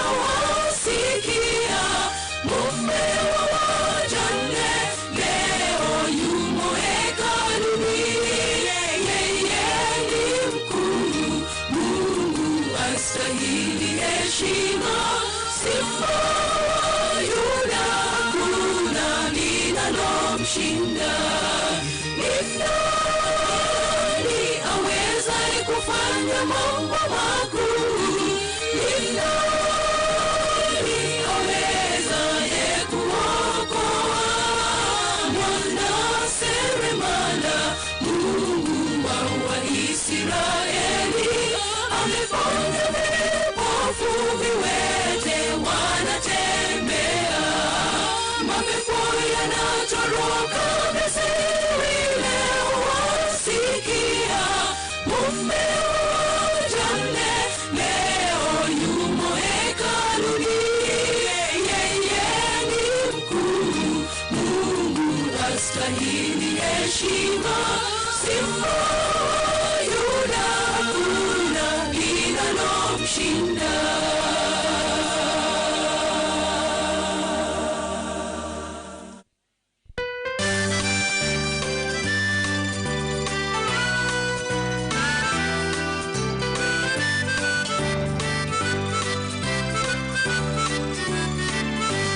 Siku zikisonga mbele nasi twajiuliza, hali itakuwa vipi mwishoni mwa maisha?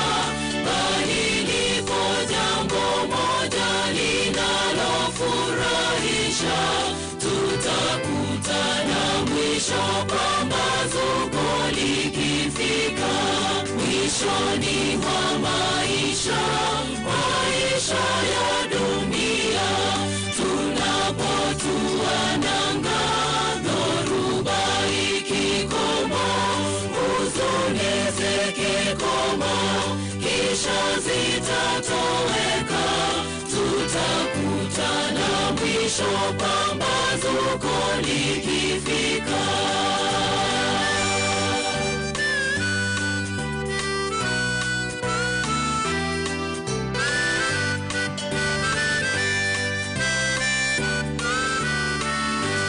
Katikati ya safari tunayo imani kuu, mwishoni tutawasili tukiwa tumeshinda.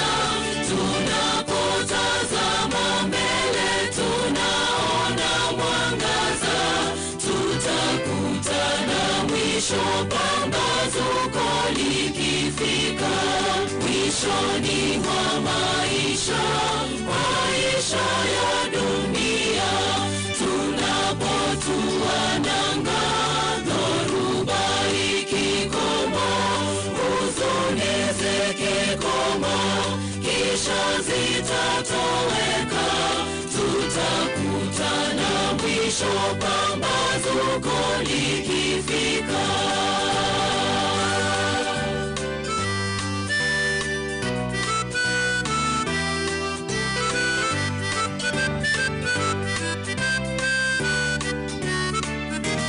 Tunamsifu Bwana Yesu aliyetukomboa, ameandaa makao na tukaishi huko, hata taji ya ushindi hakika tutapata.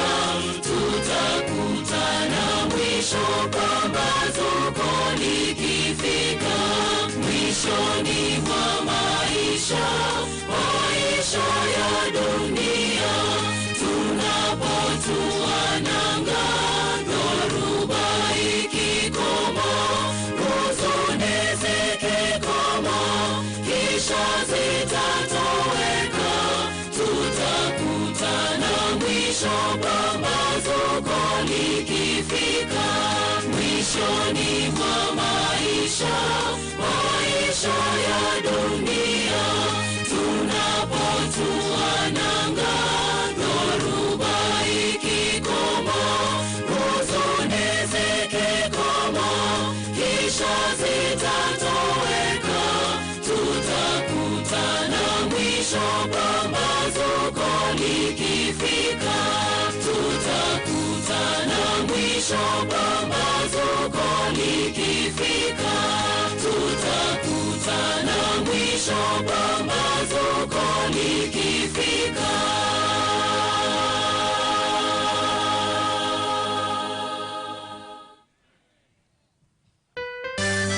Asante.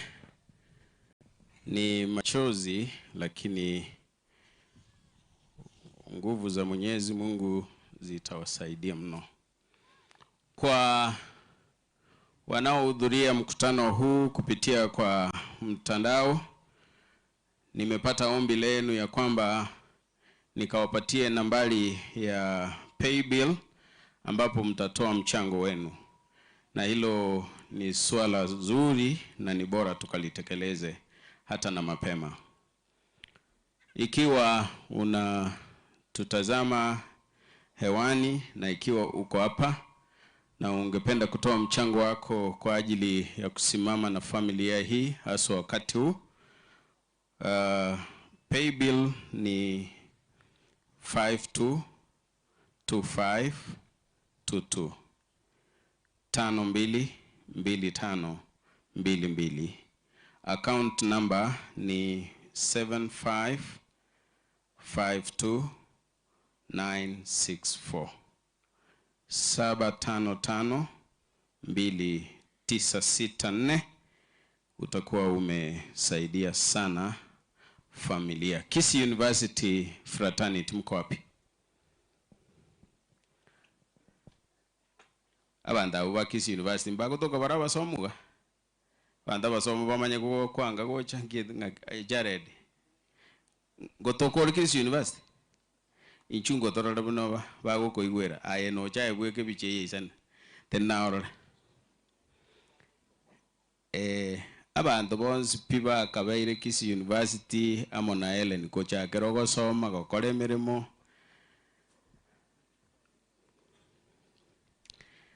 Naomba mje upesi.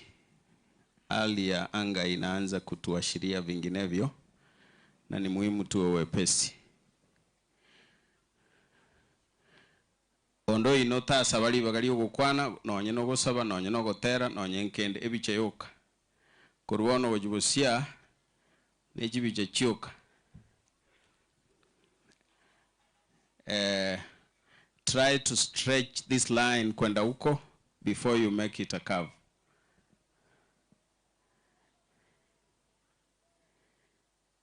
Bakorwo Mount Kenya University, both the current and the former students, teachers, staff members, mje nanyi kwa picha. Abandu mugwa kachibicha mo babango monte binga mwakore.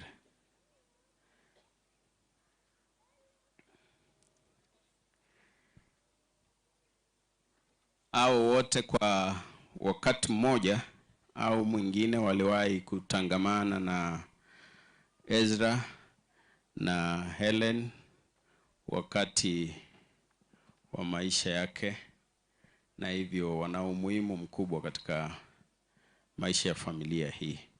Asante sana kwa kuja, na Mwenyezi Mungu aliye mwingi wa faraja akawafariji nanyi. Mount Kenya University.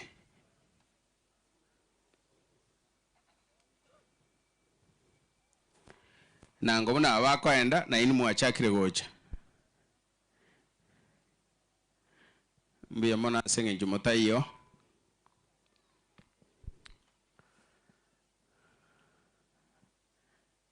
Okay. Oyo mwakire bicha asa oyo kwanza ndaisi ebicha neemo. Emogoseka mukali. Tafadhali tufanye upesi.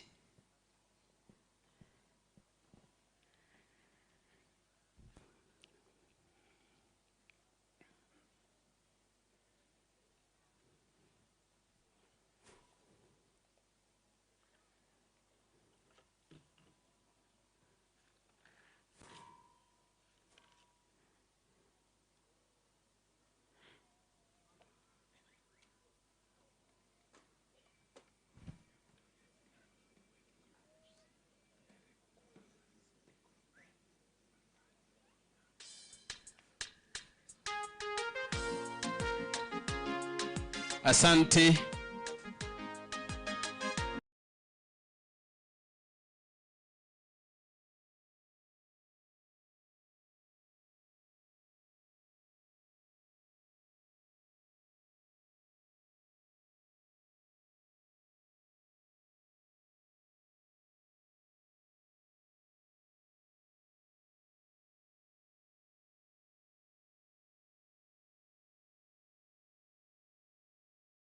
kwa ajili ya familia, na nitakuwa mtofu wa nidhamu kama sitamruhusu akatupatie mchango huo na ujumbe huo kwa dakika moja, ndugu yangu. Asante sana, nashukuru kwa nafasi hii. Kwa familia, marafiki na wale wote ambao walimjua Helen, tumeleta risala zetu za rambirambi na tukiomba ya kwamba Mungu azidi kuwa na familia na kila mtu. Waja nisome risala za rambirambi kutoka kwa Vice Chancellor wa Mount Kenya University, ambapo Helen alikuwa mwanafunzi, angekuwa akigraduate December mwaka huu. To the family, friends and relatives of the late Helen Kemunto Mariaka.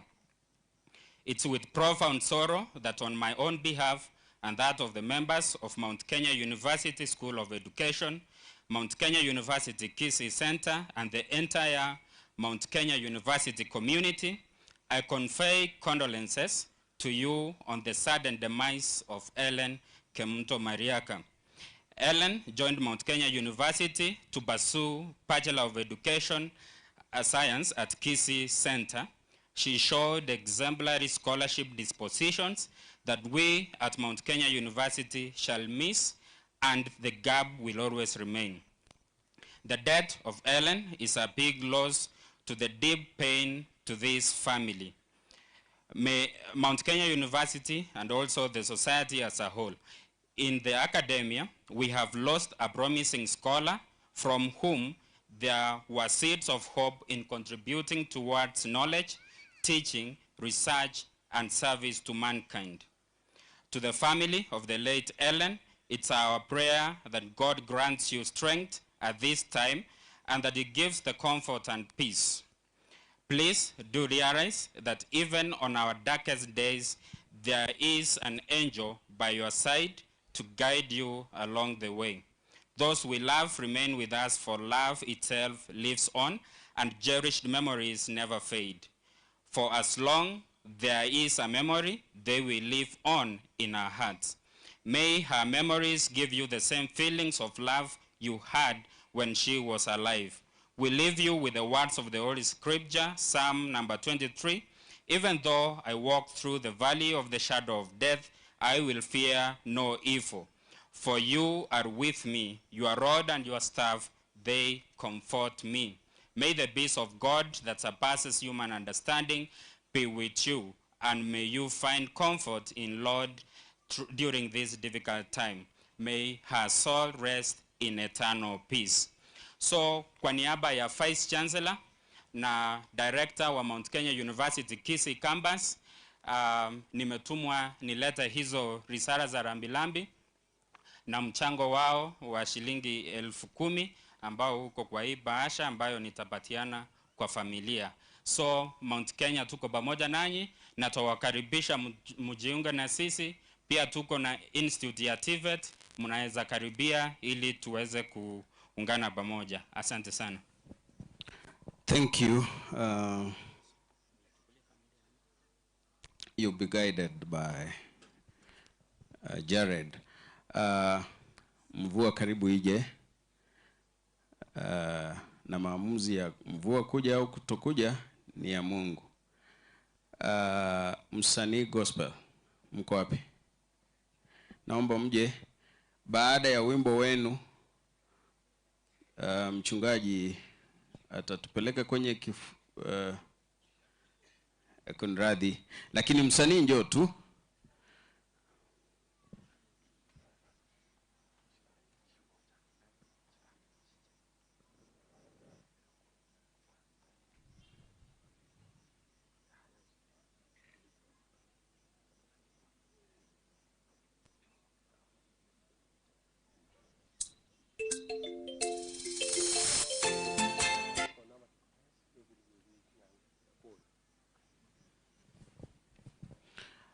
Ye ndugu yane Josh amatera moterete ne nsengima, lakini inchi naye guliba galiogo chorogo tera mogotera ngaki murarore otera gukorokunga ni tangulie asama Mnasemaje? On top of another one. Not now. Watakuja, kuna wimbo ninaopenda sana unaoitwa Naona Sasa. Igotalie kanikere serious. Wanda banobara abakabotuko. Igo musani tulikwenda ande. I want to take this option time to call upon the man servant of the Lord, Pastor Chihoko. I want to believe I have pronounced that name properly. All the way from Zambia to come and speak to us in 10 minutes, but as the Spirit may guide, then we'll move to the next episode. Welcome, Pastor.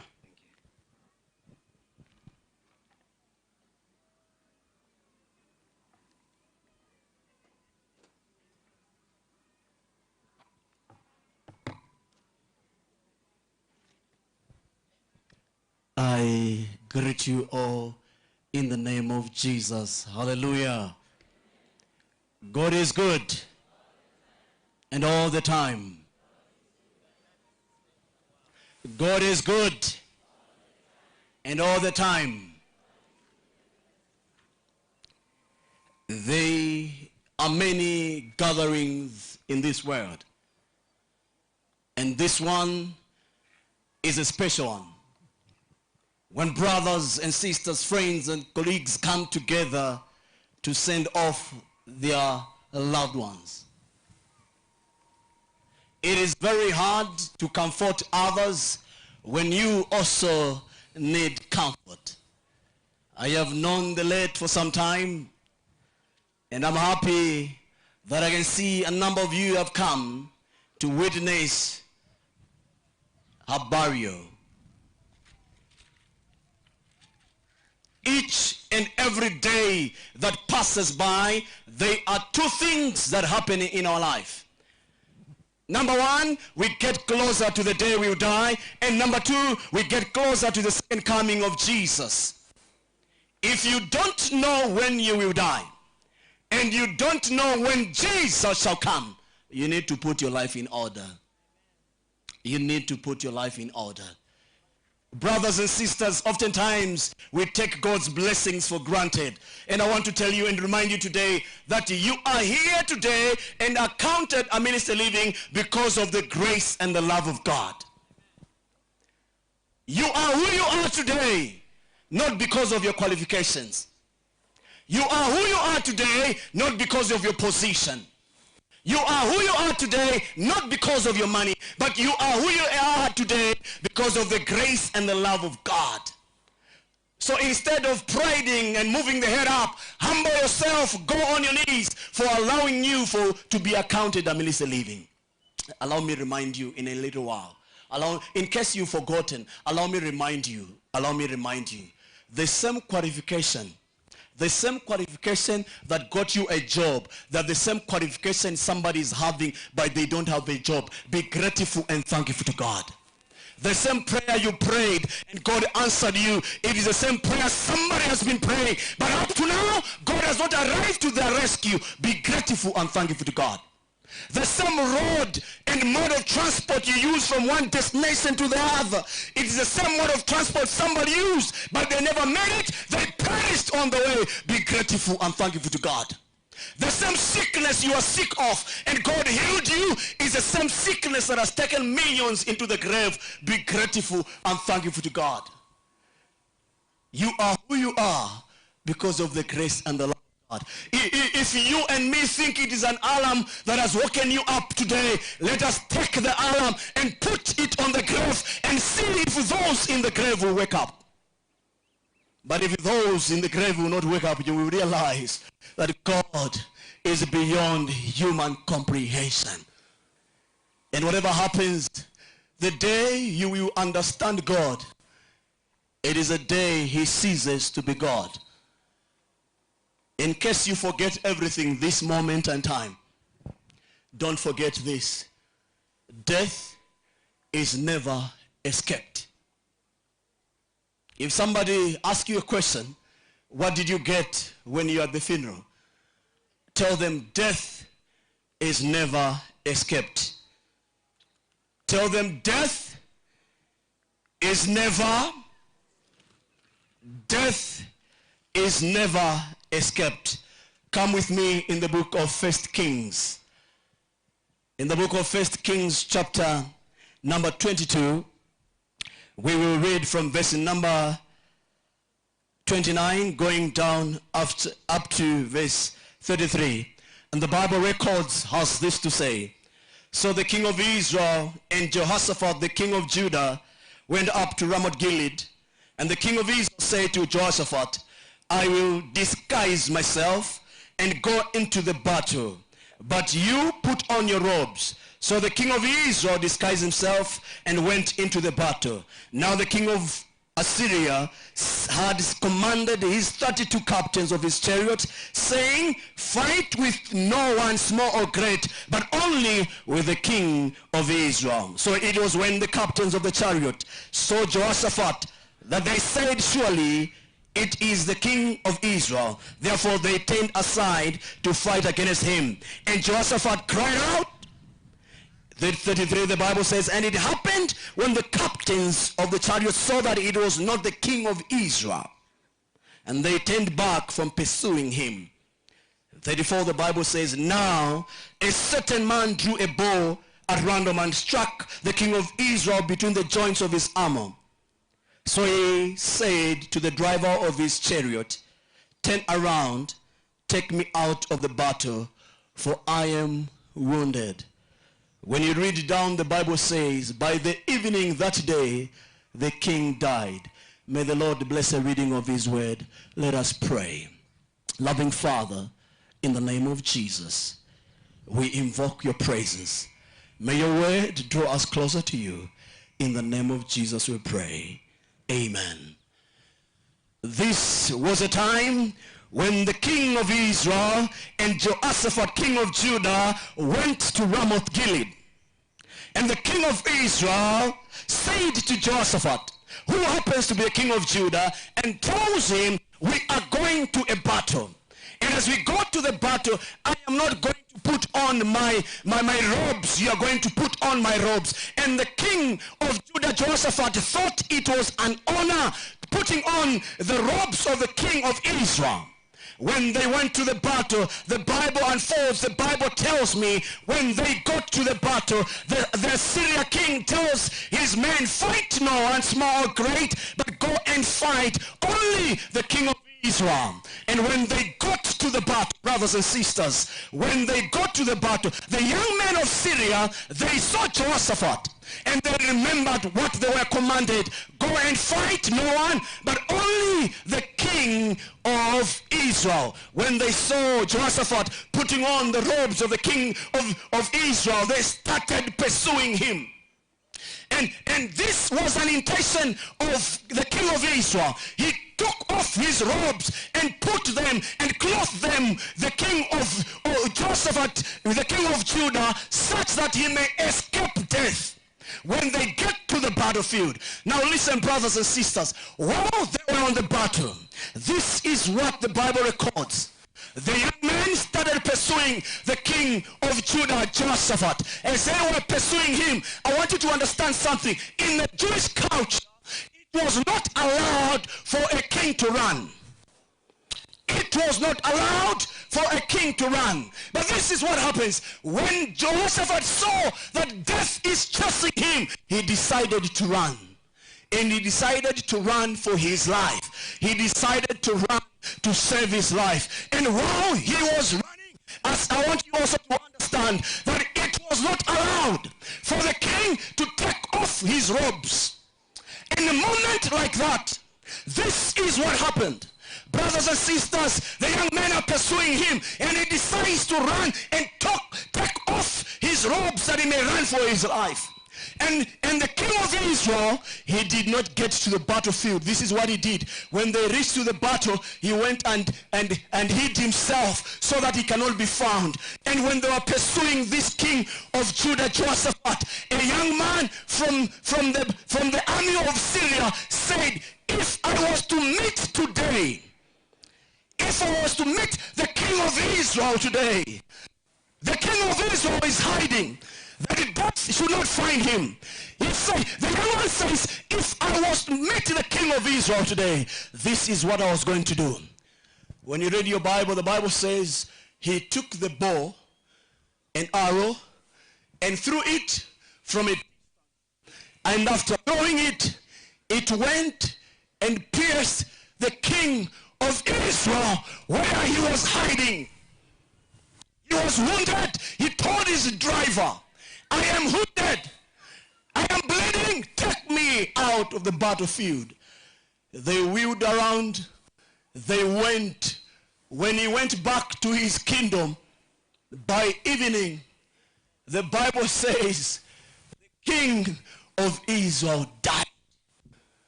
That to mean death is never escaped. I want to tell you today that even when you're in the hands of the best doctors in this world, you still die. And I want to tell you today that even when somebody is in the hands of best doctors and the doctors know to do their job, when the cruel hand of death, it only asks one question: are you the descendant of Adam? And as long as you are a descendant of Adam, death will come whether you want it or not. Listen, child of God, through the disobedience of Adam, you and me are dead. Through the disobedience of Adam, you and me are dead.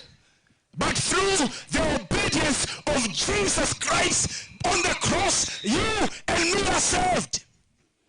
And because of Jesus, you and me are saved. And I want to tell you today, when I read the Bible gives me understanding that as long as we are in this world, if Jesus delays to come, all of us shall die.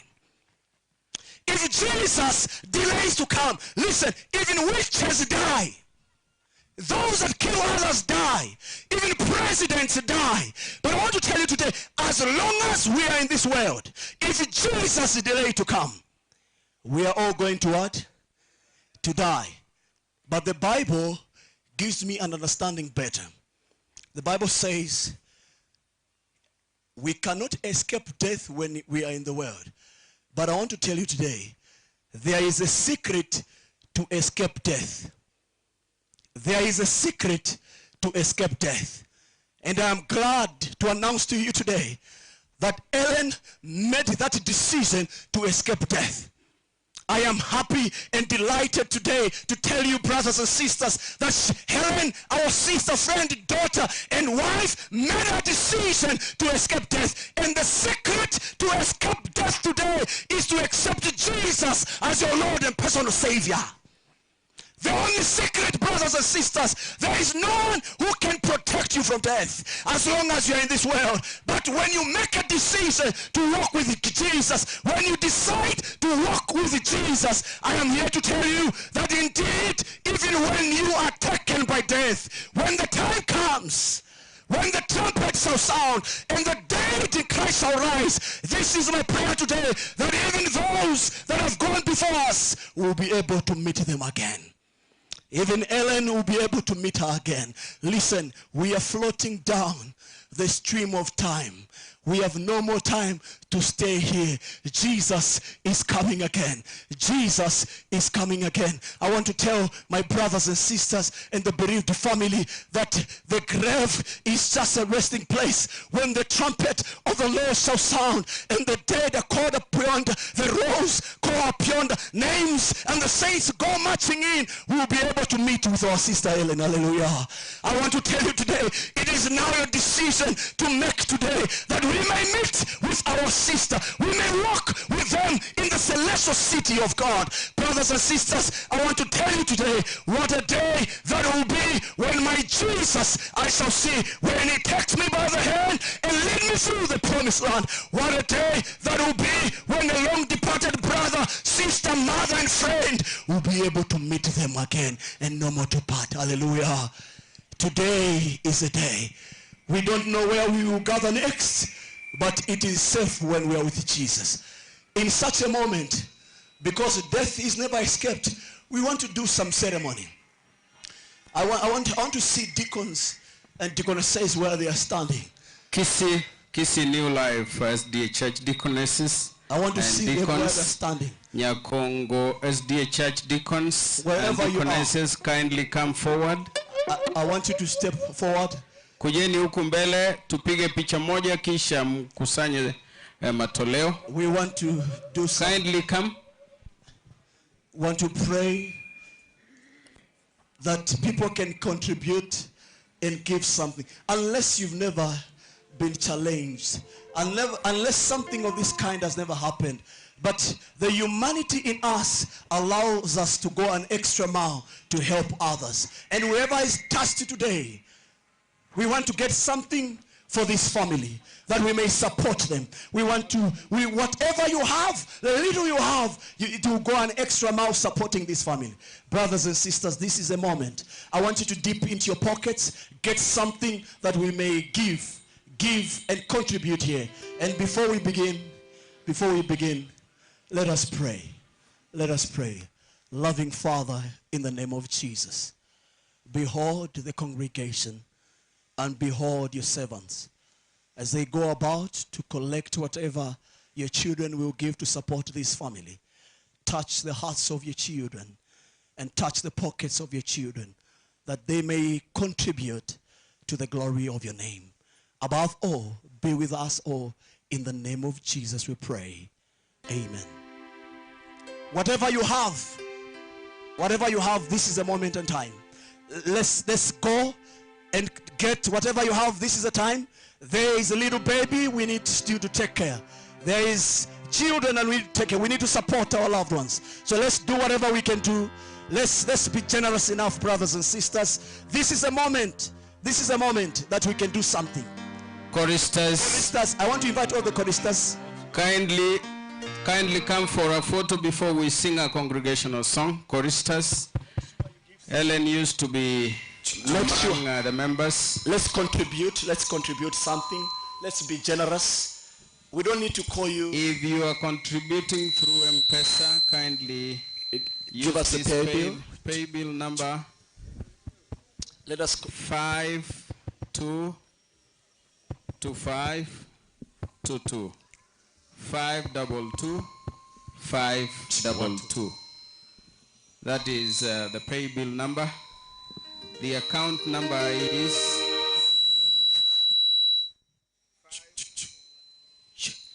522 is the pay bill number. The account number is 7552964. 7552964. Kisi New Life Choristers. Choristers wa Kisi New Life. Yesu namba 211 ase ekegusi.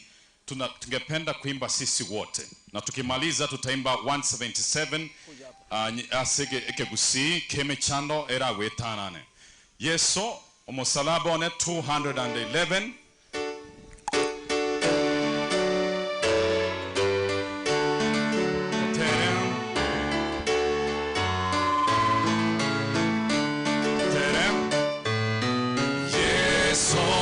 Salaba one Bolonda yotekibe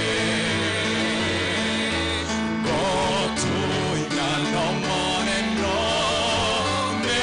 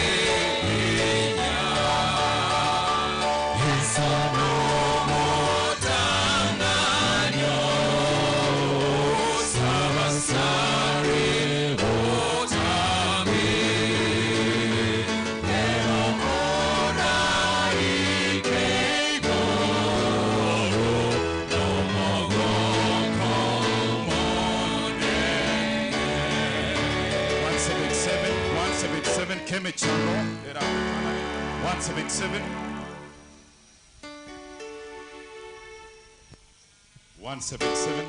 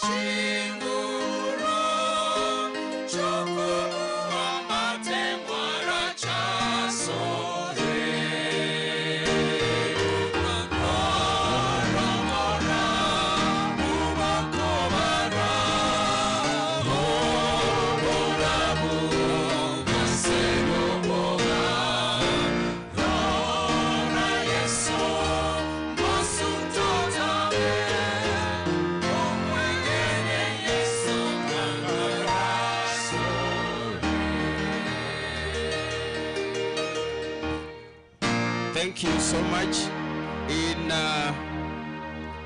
In the spirit of giving, kama kuna yeyote aliyetumwa alete mchango wake, ni wakati wa kutoa mchango. Tafadhali uje ili utoe mchango huo kabla mchungaji hajaomba. Na mkononi mwangu hapa nina habari kwamba Mwanyarongi family wametusaidia na shilingi 5,000 pesa taslim, na awali walikuwa wametoa shilingi 28,700. Zote kwa jumla ni shilingi 33,700 pesa za Kenya. Yeyote aliyetumwa tafadhali uje. Ikiwa kuna mwanasiasa yeyote aliyekutuma na mchango, huu ndio wakati mwafaka wa kutoa mchango huo. Tafadhali unakuja unasema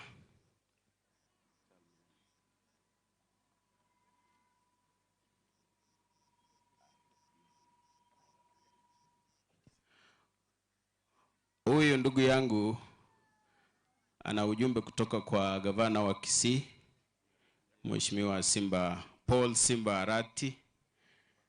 Nahofia kwamba nikimpa muda atachukua zaidi ya muda unaohitajika, lakini tumeelewana atachukua sekunde 30. Akizidi munisaidie. Asante sana kwa majina, mimi naitwa Bivon Magare. Hapa ni nyumbani. Kwa niaba yangu na familia nataka kusema pole kwa kumpoteza Helen. Nina ujumbe kutoka kwa gavana wa Kisii, Mheshimiwa Paul Simba Arati. Angependa sana aje hawe hapa na nyinyi, lakini amesema kwa sababu ya kusupport familia ametuma mchango wake shilingi 10,000. Nitaziweka kwa paybill sasa hivi, na amesema anaotakia mema kwa familia, ataendelea kuwa nanyi. Mungu awabariki mnaporudi. Asante. Thank you. Better Living SDA Church wametoa pesa, mchango wao wa shilingi 5,000 wametuma kwa paybill. Director Kerosi ametupatia shilingi 1,000. Mwalimu James Oteki ametusaidia shilingi 200, na sioni mwingine. Mchungaji, naomba ukatukabidhi mkononi mwa Mungu. Let us pray as we close this session. Father God, in the name of Jesus, it is a sad moment when one of us has gone before us. It is so hard to comprehend. Father God, for those that have given, I pray a blessing upon them. And whatever has been given to the contribution, my prayer, Lord, is that may it bring peace and help facilitate that which you bring glory and honor to your name. You are the Father to the fatherless. May you comfort our brother, friend, and colleague Ezra and the sons. It is so hard to believe, but Lord, we have this hope that one day you will come to take us home, and one day you will bring back those that have gone before us. There is somebody here reminded of the death of their loved ones who have gone before them. I know one day you will dry the tears. Such is the moment I pray. Oh Lord, may you comfort them and help them through in their struggles. That indeed when you shall come again, we'll be able to meet with our loved ones, Lord. Help us through. In the name of Jesus we pray. Amen. Thank you. Thank you so much, Pastor. Mvua inaonyesha dalili, lakini kabla ije, na kwa wale mnao tutazama kwenye mtandao, tumetoa paybill, tutarudia tena baadaye. Mchungaji Elizabeth Mokoro yu pamoja nasi na tunajiandaa kupata neno baada ya muda mfupi. Tafadhali usisonge. Ni wakati wa familia pana kutoka kwa kina Ellen waje kwa sababu ya wimbo. Waje kwa sababu ya picha, kisha Redemption mje kwa wimbo. Redemption Ministers, tafadhali muwe hapa tunapopiga picha hii, kisha muimbe. Kuna wimbo ambao Ellen alikuwa akipenda sana na kila mara amekuwa akiuweka kwenye mtandao. Wimbo unaoitwa nani? Wimbo unaoitwa Gabrieli. That is the song you're gonna sing. Amate ya korua sowe lena ne ino toganyete tu abasroire nonye chinguru chire chinke inchuo ichukege maiga mwa kwebicha genkyo. Redemption amko ama mpo? Redemption erenze.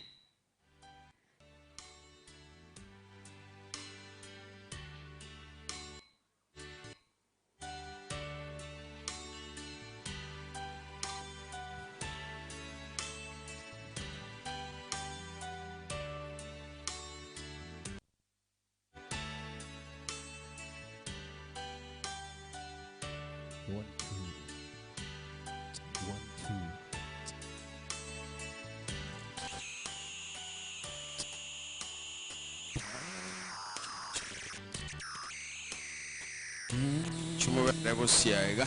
Redemption mtakuwa nyuma yangu hapa.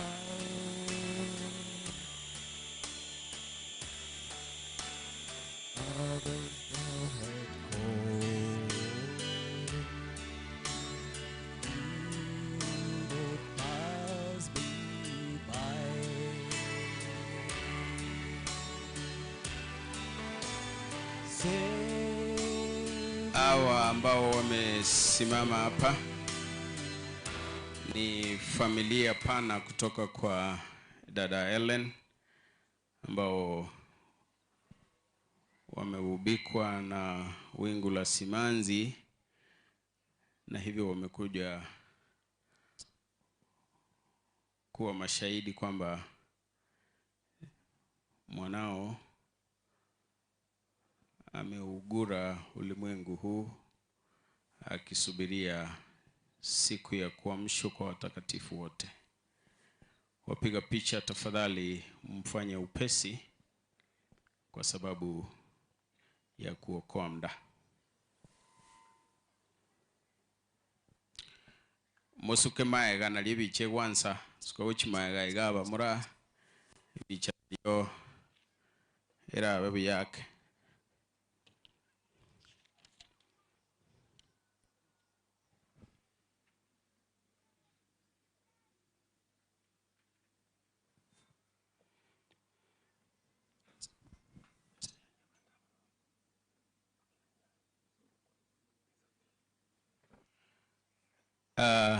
Thank you. Buyamona abantu baminto asogocha yongo saba amate ya isengi na abana bamwabo tokoro kwegesongo nga the nuclear family batigarekera abantu mugo ikaransa. Buyamona kigima.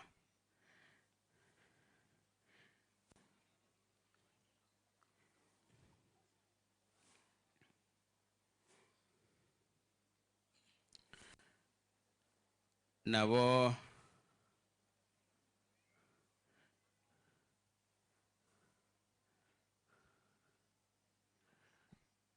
tungependelea sana kuwapatia nafasi kila mmoja, lakini kwa sababu haitawezekana na hata tukiwapa nafasi huenda tukamalizia kusema neno lililo sawa na lile mwenzetu alilosema, ningependa sana kabla muende mketi tukampatie baba mzazi nafasi ya kipekee ili amuomboleze mwanawe angalau kwa dakika chache.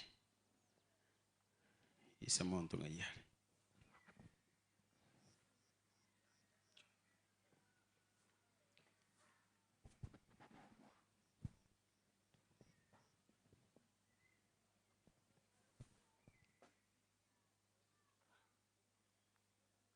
Marafiki wapendwa wa Ellen na wasalimu wa mchambo.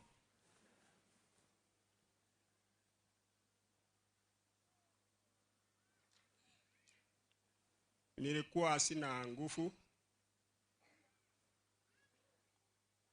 lakini nimepata nguvu sababu ya umati mkubwa sana, large congregation. Marafiki wa mtoto wangu Ellen, friends, mumenifanya na mumefanya familia yetu kuwa courageous. Mungu awabariki. You have come to our home several times since our daughter was dead. It was a sudden death, and we were very much discouraged. But you have all come, friends who were with us, to comfort us. Kumbe sikukuwa najua mtoto wangu Ellen hakuna marafiki wengi kama hawa nimewaona. Alikuwa ameenda mbali, lakini Mungu amekubali alale. Nilikuwa nafikiria mimi na bibi yangu na watoto wangu na hii familia ambayo iko hapa ndiyo ilikuwa na huzuni sana. Lakini tangu mtoto wangu walale, nimeona marafiki wakilia. Nimeona watu wa kanisa wakilia. Nimeona wale ambao ni relatives wakilia. Nimesema pole kwa kumpoteza mpendwa wenu Ellen. Pole sana. May God bless you all. Sawa siseni. Awamende chingu. For the work that you have done for us. Kazi yetu kwa Ellen haijaisha. Mungu nataka nichukue hii nafasi to thank in a special manner to thank my God for what has done to our family. Alitupatia mtoto mzuri ambaye anaitwa Ellen, ambao wako na marafiki wengi kama hawa nimeona. I also want to thank God for walking with my daughter from childhood in faith. Alimshika mkono mpaka karara kama shujaa wa imani. Very much thanks goes to our in heaven. He has really given us courage and comfort since our child died. I want to thank everybody who sacrificed his energy, his strength, his resources, his time to make this celebration to look as it is. Thank you very much, friends of Ellen, those who contributed, those who did any work, any sacrifice that this ceremony to end siku ya leo.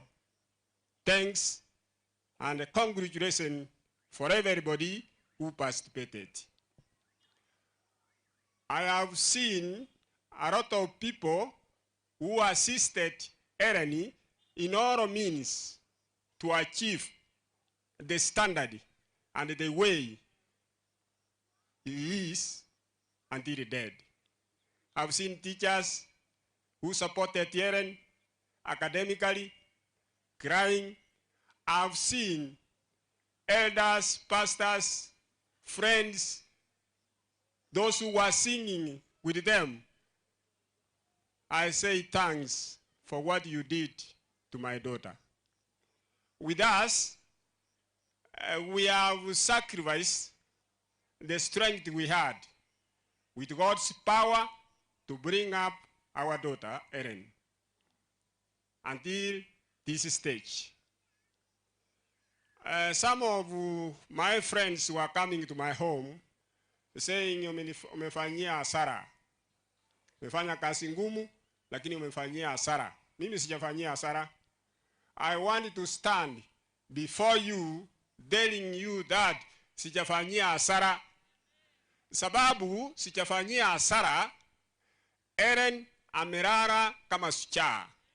And that is what is comforting me in my life. Spiritually, academically, socially, and everything he was doing in this world. So, mimi siogopi kama nimepata hasara. Kitu kingine nawaambia umati mkubwa ambao uko hapa, sijapata hasara. Tulilea Ellen tukiwa na mama, tukiwa wawili. Mungu akatupatia Ellen. Tulikuwa watatu na Ellen na watoto wengine.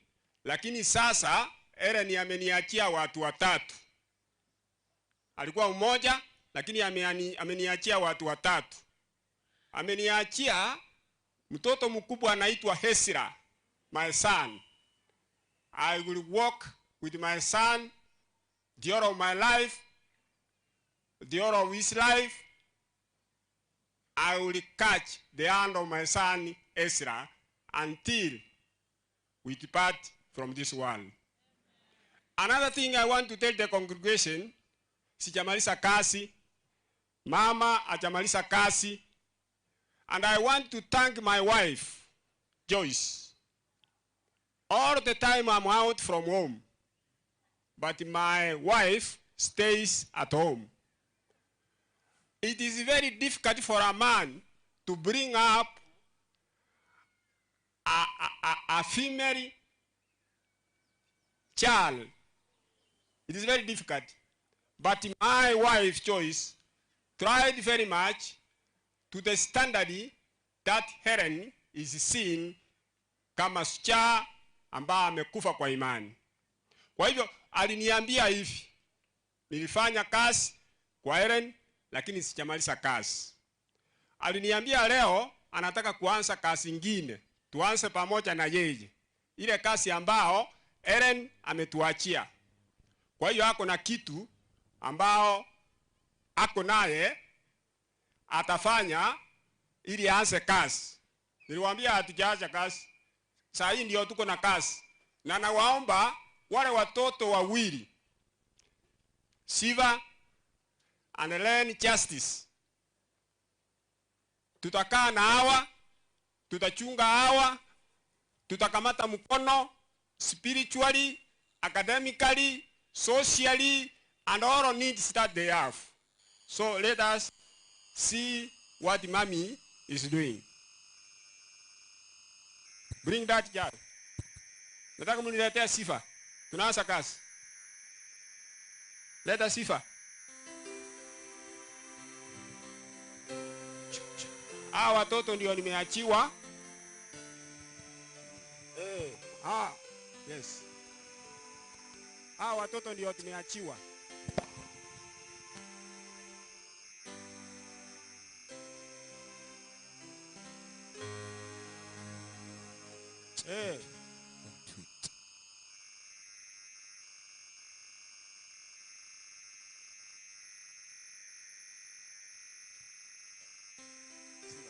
It is well with my soul.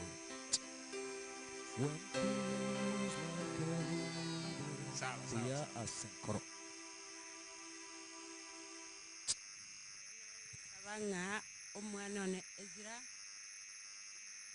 bali bamanyete lugerie nde bagatebanga muganga kirangi. Ekebisi bagatebanga murabo litari kweraga. Anyina abanyetali nabo bamanyete. Ase omwana one Ezra asawe Simon. Obwale kwenye kuwatirire no mwana ne Ellen na banalinge no bumainenga Nyasaye kwenye ubaseni y'ubwaro. Ekintu kindi gya kabere asa abana bane bali batiwuna no mwana ne Ellen abachikuru babere abana gusabanga nale konyora omurandi orabe bwangu achiche ikiagera n'intagito tigari ngana lya Nyasaye iko betaya se amaguru y'abana igo n'intagito kwanda ba ebuku asomwano ne Sifa egere anakulendera ni mumuro mwabo moke igo nale konyora omurandi orabe bwangu kangukire ansabera omwana ne Sifa erinde moera lyebuku. This is your time. Joyce. God bless you.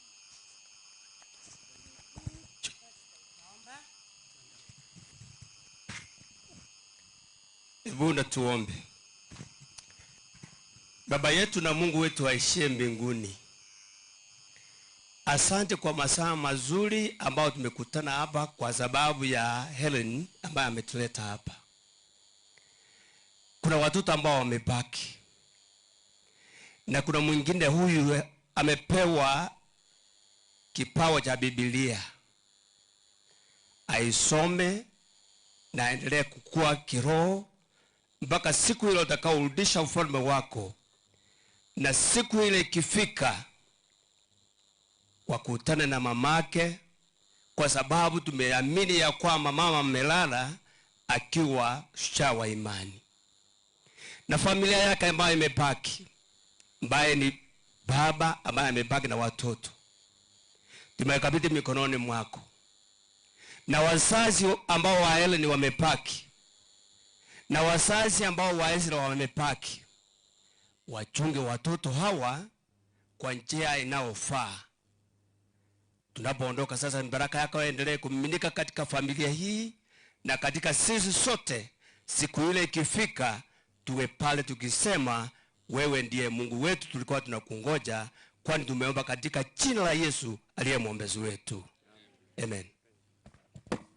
Thank you so much, amate ya Ellen, as korwe kiki ya kwegena. You may find time and sit. Mbale tibi ya moroche. Karan saban.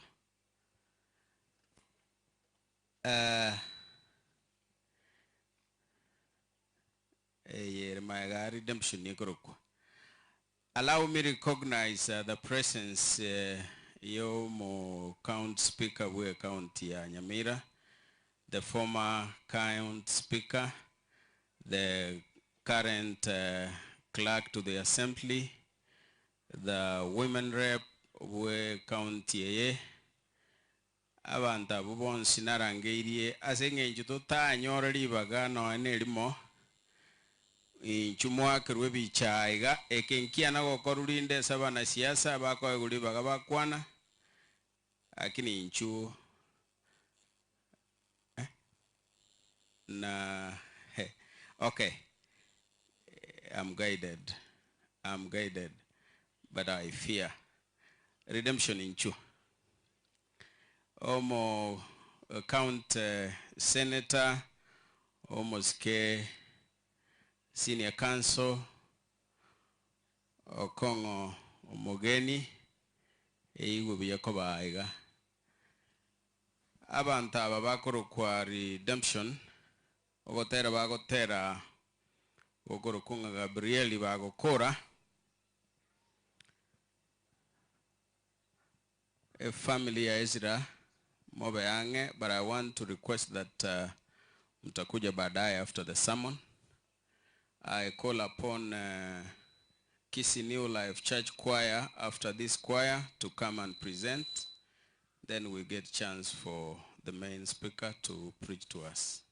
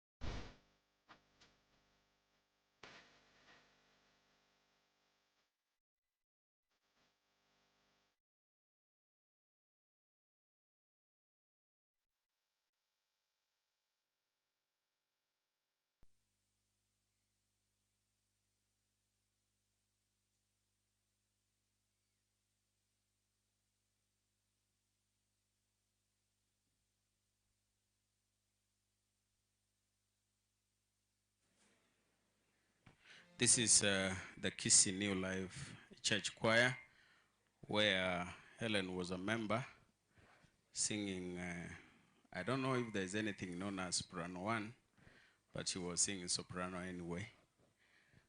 After this choir, we shall advise accordingly. But I want to recognize the presence of solo artist Fari K, Bernard Riziki, and Joash Mum, among others. We'll find time for them to present. The Lord is gracious to us. It is not going to rain by faith until it is necessary to do so. Fundi wa mitambo, naomba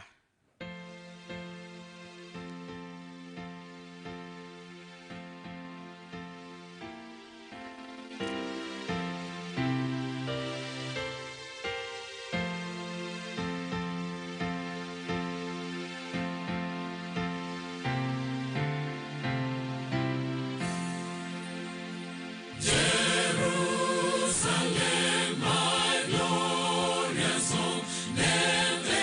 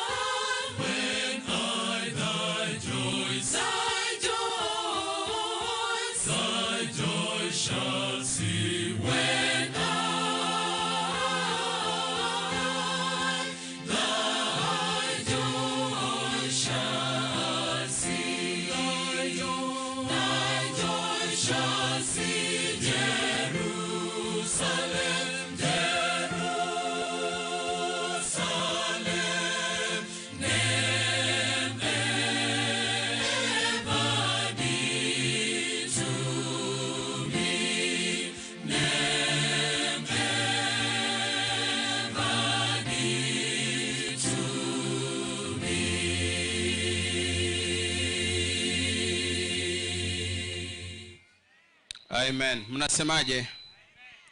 Naomba familia ya Joseph Mugaka ambayo ndio familia pana anakotoka Ezra, tafadhali njoo.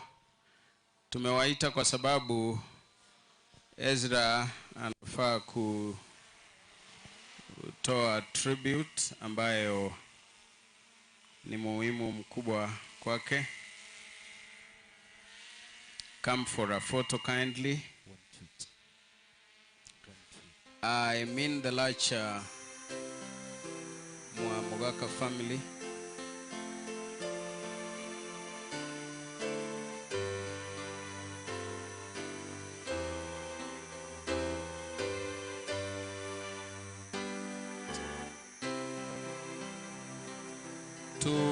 Tusonge upande ule wale wengine from tuendelee the other side ndio picha iwe sawa sawa.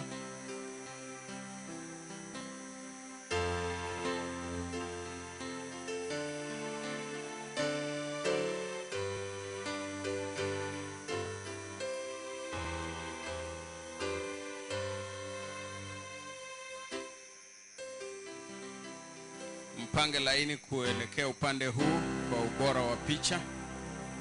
We stretch this line. We don't make a curve, we make it a straight line. Straight line ngo cha moina. Kuchibogeka moina.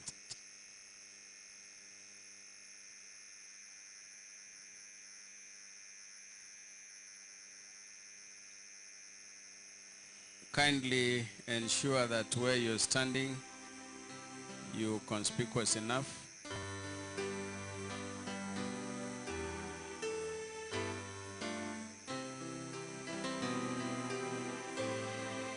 Let me know when you're done with the photo.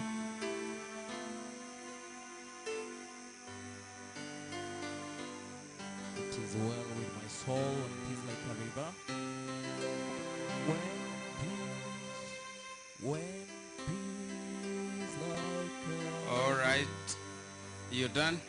Okay. Give me a signal kindly. Na inu mwa nyanga mbwango. Jeff, ogo utandegas. Abantu bande bon speaker mokwanda wekaransa the nuclear family ya Joseph Mugaka etigare.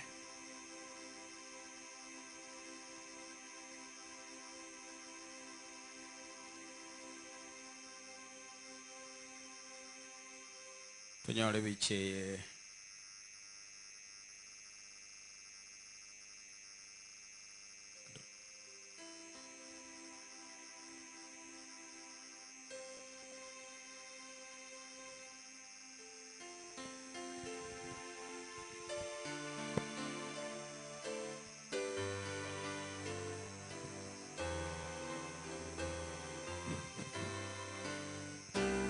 basi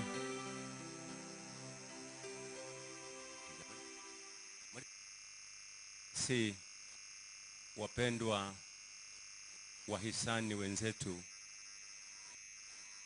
mabibi na mabwana, nachukua fursa hii kusimama mbele yenu na kusema asante kwa kufika siku ya leo ambapo mmeikisha mno. Mungu alitunuku na watoto watatu, wa kiume watatu na wa kike ni wawili.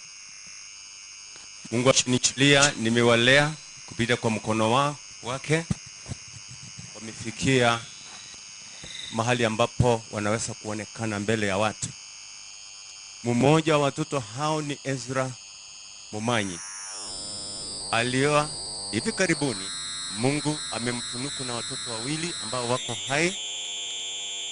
Naomba kwamba Mungu wetu aliye mbinguni, kwa sababu sisi binadamu hatuna nguvu, basi na mkono wake Mwenyezi Mungu ampe hekima kwanza na nguvu ya kuwalea hawa watoto tukiwa nyuma yake. Sisi tutakuwa ni washauri wakuu. Mengi ambayo yamezungumzwa na wazazi wa Helen, wapendwa wangu, tumeyachukua na tutashirikiana. Watoto ni wa pande zote mbili. Sasa sitaki nisungumuse mengi. Huyu mke wangu angesungumza lakini hana nguvu. Nitaomba kwa sababu mengi yamenenwa. Tuombe. Baba wetu na Mungu wetu aishiye juu mbinguni, wakati huu ni wakati mwafaka ambapo tunainua jina lako na kulihimidi kwa njia ya kipekee. Tunafanya haya kwa sababu umefanikisha sherehe ya mwanetu Helen aliyelala na kijana wetu Ezra ambaye yu hai pamoja na watoto. Sisi kama familia pana tunachukua fursa hii kukurudishia asante ya kipekee kwa sababu umekuwa mwema siku zote. Tunachukua fursa hii kusema ni asante kwa sababu ya marafiki ambao wametukaribia siku zote tangia mambo haya yatugubike. Baba wetu, ikiwa umetenda hayo mengi mazuri kwetu, sembuse ni kuwatunza hawa watoto wa mwanetu ili wakue na kufikia kiwango kila ambacho hata na wewe udharidhika. Uradhi ambao mtoto mchanga ameachiwa na nyanyake kutoka upande mwingine, tunaona kama ni furaha kwetu kwa sababu ni uradhi wa mbinguni. Baba wetu, hatuna mengi ya kuzungumza kwa sababu wanenaji ni wengi na wasema mengi tangia waanze mahubiri haya. Sisi ni kusema asante kwa sababu tumefikia kilele cha sherehe za leo. Mungu, unajua vile ambavyo mliongea na mwanetu Helen kabla ya kulala. Babetu, tufunike na damu ya Yesu. Wakati huu wa majonzi mengi, wakati ambao tumelia, tunaendelea kulia, lakini umekubali kwamba utatuvuta majonzi yetu. Baba wetu, jamaa hii ni changa sana, lakini tunajua kupitia kwako na kupitia kwa mkono wangu usiolenga kando, watoto hawa watakuwa mpaka na wewe uridhike mwenyewe kwamba wamekuwa. Tunaomba haya machache tukiamini kwamba pamoja na yale ambayo yameombwa na wenzetu utayakubali na kuyajibu vilivyo kupitia jina safi la Yesu aliye mkombozi wetu. Amen.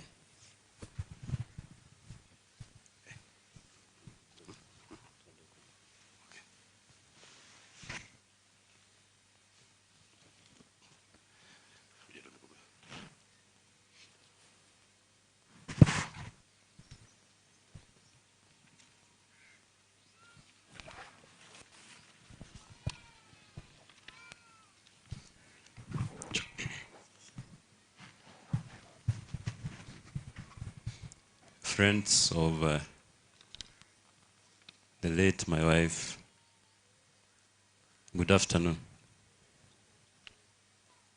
I want to thank you very much for finding time to join me and my family in mourning my best friend,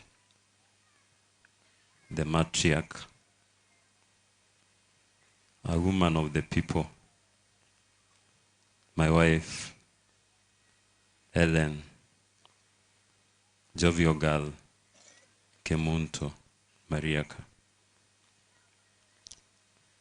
Allow me read the tribute of my two sons, Sifa and Len, and then I'll also read my personal tribute of my late departed wife. If you see me shedding tears, I'm not crying. I'm okay. Allow me start with the tribute of Sifa and Len to their departed mother. Mom, you only allowed us spend 3 years and a few hours respectively with you. To us, that wasn't enough. You could have wished more. You left unannounced. That will pain us forever. We promise to be good boys to Daddy and carry your legacy on even in your absentia. Go well, Mama. Allow me also read my personal tribute to my late wife. This is supposed to be a bad joke, right? Okay. Let me just say that I accept that it was a bad day in the office for you, Madam. How could I be that dumb to let you go before I learn any cooking skills from you? For this one, I solely blame myself for being too complacent, imagining I have a whole century with you. Classy and respectable people like you don't exit the stage like you did. No, at least you would have said a farewell. I hope you went being satisfied with how I spent life with you, Mama. Hope you went satisfied with how I treated Sifa for the 3 years you were with her.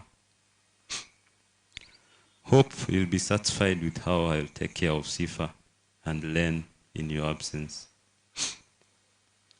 Madam, let me try to fill the gap, at least for our sons. Don't hesitate to correct me in whichever way when you see any responsibility from my side. And this is my final submission, together with my sons, to you, our mom. I love you, Baba. Even at this state, Sifa, Len, and Daddy love you so very much, Mommy. Lala salama. Thank you. Thank you.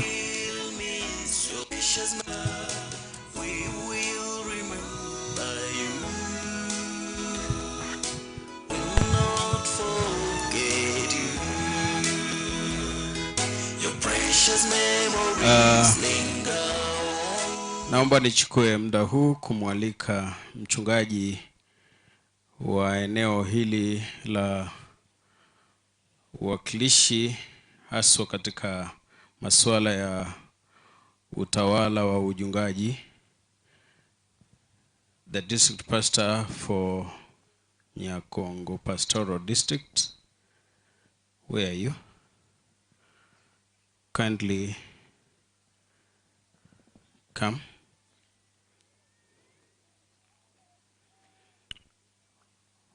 Mtumishi wa Mungu huyu ndiye atakaye tuelekeza namna ratiba itakapofuata kwa kipindi kijacho pasina kutangaza. Now the program shall run unannounced as he introduces other pastors and the ministering pastor. I want to believe God will be gracious enough to us to allow us have this service before the rains fall. Welcome, Pastor. Thank you, my brother. Niruhusu nichukue fursa hii, itifaki zote zikiwa zimezingatiwa, wapendwa wakubwa kwa wadogo ambao wamejaa katika uwanja huu, ningependa kuchukua fursa hii kuwakaribisha kila mmoja, na kabla sijawakaribisha ruhusu niwasalimu. Assalamu alaikum. Assalamu alaikum. Blessed assurance, Jesus is mine. Nashukuru. Ningependa kuchukua muda huu, na kwa kweli muda umeyoyoma, lakini kwa kweli muda hauishi. Sisi ndio tunaishi kulingana na yale ambayo tunatenda. Kama mchungaji wa eneo hili,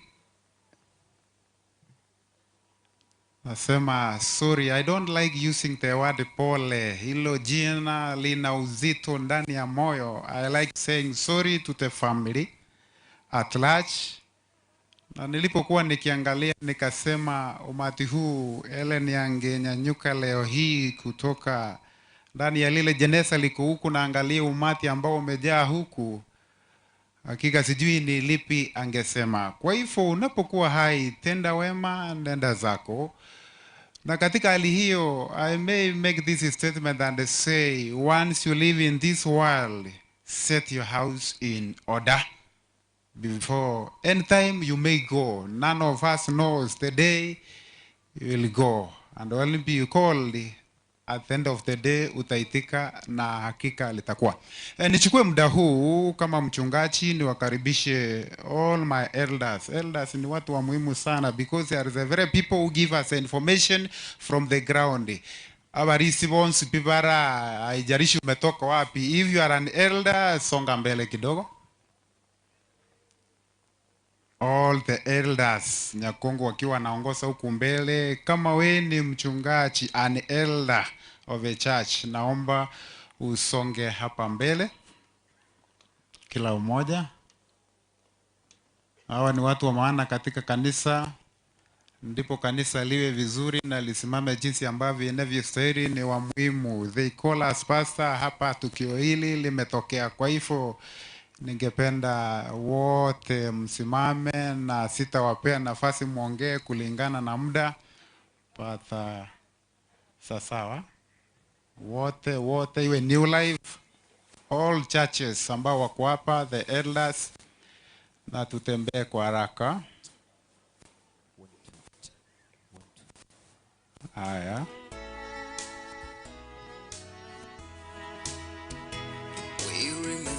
Sasa, what you can do is all you can salute. My assistant elder wangu msaidizi utaongea one statement. Umepunga mikono, wapungie hao. Sasa, those are the elders from their respective churches. Nashukuru, Mungu awabariki.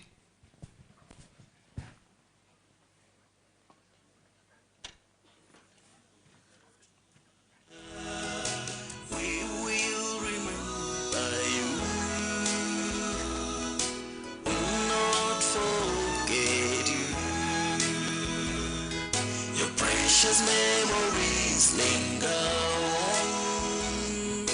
We'll miss your love. Msanii Gospel Choir wametusaidia shilingi 10,000 na wametuma pesa hizo kwa paybill. Tunawaambiaje? Sawa, nashukuru. My elder anaongea on behalf of the other elders. 1 minute. On behalf of all elders, we bring our condolences to the family. And all of you now feel you are in the church of Christ. Thank you. Thank you my elder, nashukuru sana. Ningependa kuchukua muda huu niwakaribishe wachungaji wote, na ningeanza hivi. All the chaplains, ikiwa we ni chaplain na uko hapa usimame. All the chaplains. Hakuna, sawa. My district pastors, wote ambao wako hapa kutoka maeneo, ningependa msimame huku mbele kila umoja. All the pastors around, mnasonga mbele hivi. Now the pastors can be from South Kenya Conference, Nyamira Conference, all our conferences in Kisii, wote ningependa wasimame. Wachungaji wote. Sawa, wachungaji wote. Sawa, nashukuru. Majina na mahali mnafanya. Pastor Kioma James, Eronge Primary Boarding School. Pastor Pamela Ogoi, Kisii New Life, South Kenya Conference. Pastor Isaiah aliyekuwa pastor wa Ellen kule Tombe, na sasa ni pastor na station leader Riote. Pastor Charles Kerosi kutoka Kerubo District. Wazazi wa Ellen wako Jangenengeni. Pastor Charles Nyakundi, currently at Kericho, but I was the one who handed over to our Pastor Adrian. Have been here for 2 years, and this family of Mogaka has been a very, very close family to me. And all the members of the district, we want to say, pole kwa hili, but God, Mungu ambaye anaangalia kutoka mbingu, yeye alifahamu ili litatukia na hakaruhusu. Si Mungu ambaye amechukua dada yetu Helen, si Mungu, lakini ameruhusu dada wetu aweze kupumzika. Kwa hivyo tufarijike kwa neno hilo, tukifahamu kwamba kuna tumaini zaidi ya kaburi. Mungu awabariki tunapoendelea kuomboleza kwa hekima. So, thank you my pastor. Niruhusu masaa kama haya nimkaribishe my pastor Jeremiah Ngoko from Nyamira Westfield. Utasimama, utasalimia. Nimeingia katika ofisi sasa. Yeyote ambaye ametoka katika ofisi. This is Nyamira Westfield, Pastor Jeremiah Ngoko. Biamono Pastor Selibaga, abanchu ase Kristo nabakwanire naende wairire. Nabatuli no borobo na kerato gusiria moyo mugo bwatani baito. Naende yo Nyasaye te kewa kiabene asoko bakanysaye gwetera samatera. Nduma tengo gusasi matigo koba ogoikiranu onya gotera ngakore tigentuki. Tikoyo. Entonces sombaba Nyasaye nabato kwegokia gusasima nabateri baito ekero bako bakanysaye.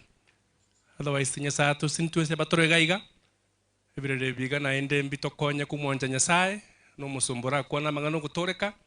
Nyasaye mutumeke asoko bwakwaye ukunge. Barande baito mbara retired pastors. We have a number of retired pastors who came to mourn with us.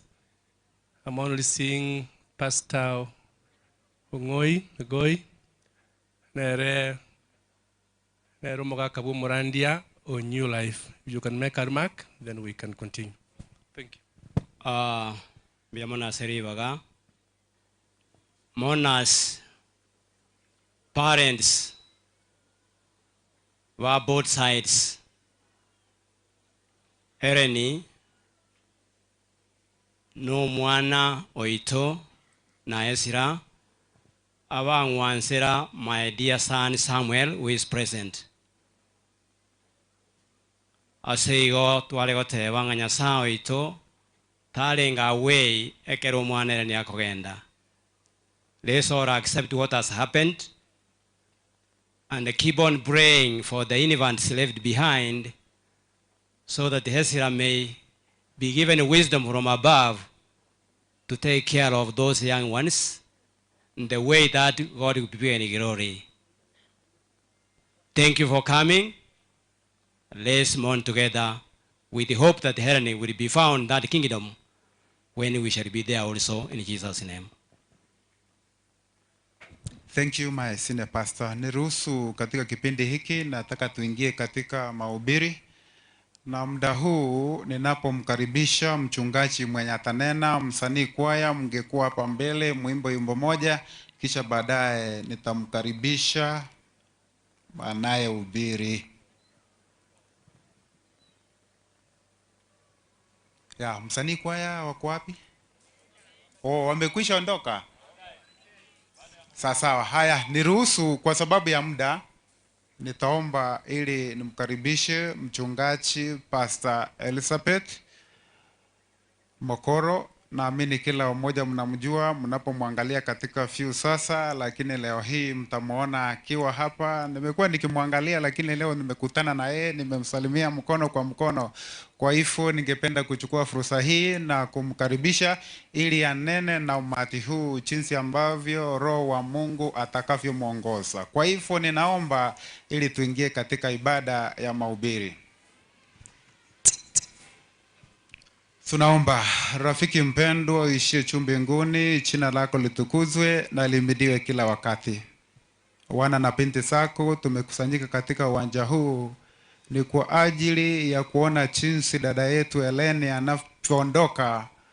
Na zaidi tunapoingia katika kipindi hiki cha mahubiri, naomba Roho wako Mtakatifu awepo ili neema yako isidi kuonekana kwa kila mmoja.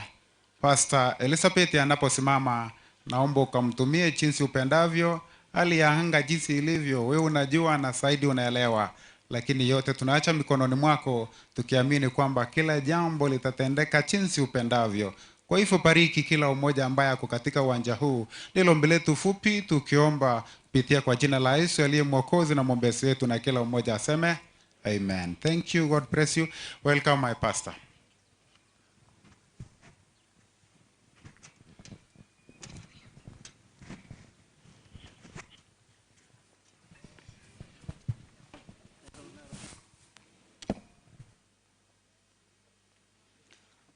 Nabakwanire mwensi mbuyamore mwensi.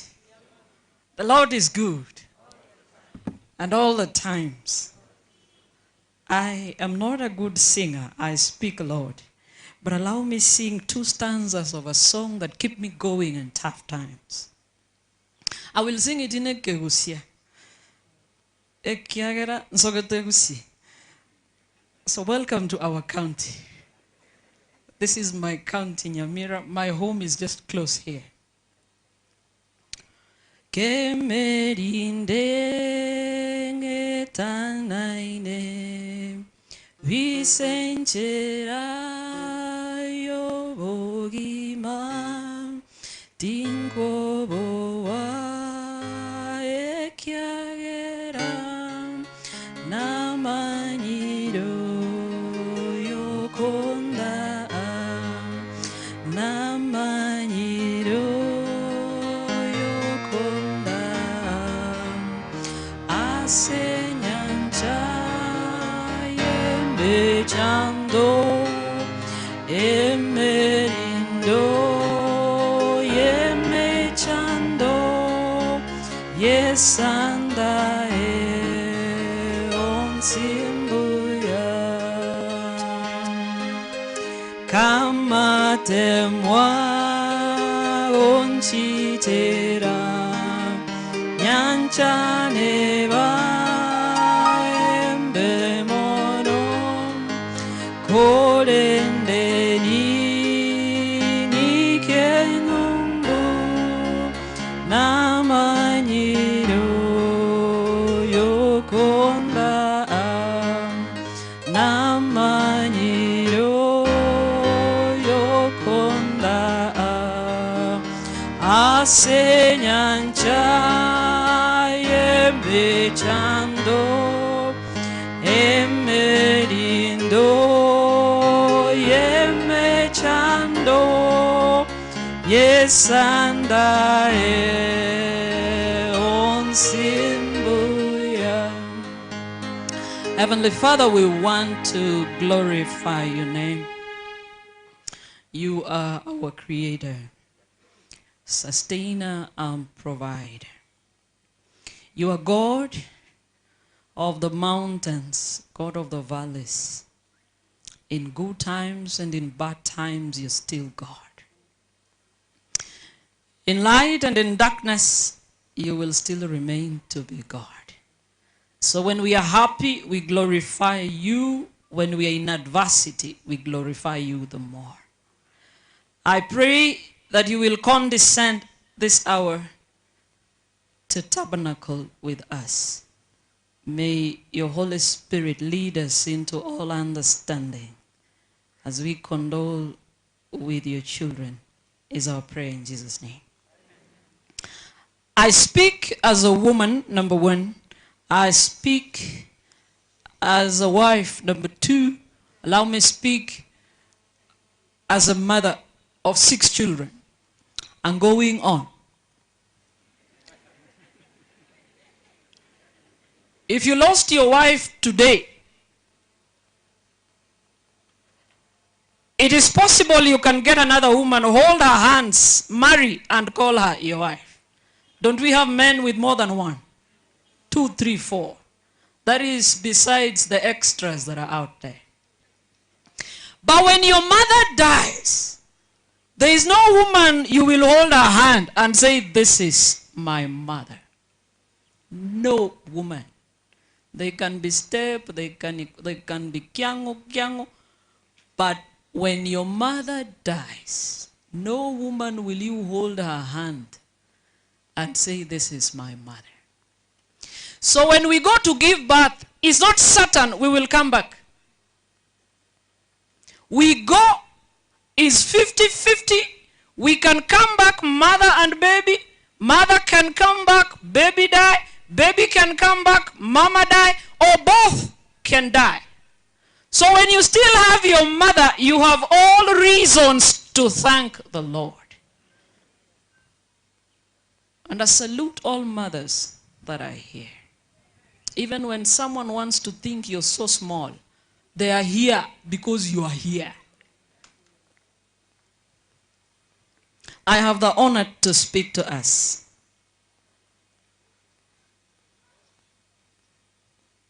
Having been invited by our brother Israel through her branch manager, Kisumu, Sister Anne. I pray the Lord speaks to us. We have spoken so many things. It's now time for God to speak. And may his name alone be glorified. We have been through a similar experience, but uniquely. So let no one lie to you when they come to greet you that, Ezra, I understand what you're going through. No one understands what you're going through. No one. Only Christ feels the deepest agony that lies in the heart of our bones. Only Christ. And that is the man I bring to you. The rest will just tell you, oh, I understand. I also lost my wife. Circumstances are different. And how we relate is different. Only God understands what we are going through.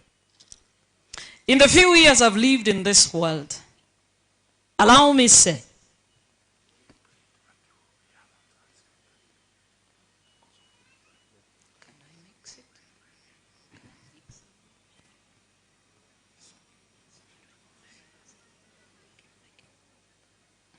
I will mix the language. And you'll allow me mix even a kegere. My good ones.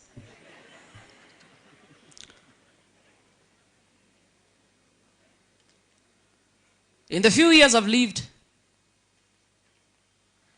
and the robust experience I have,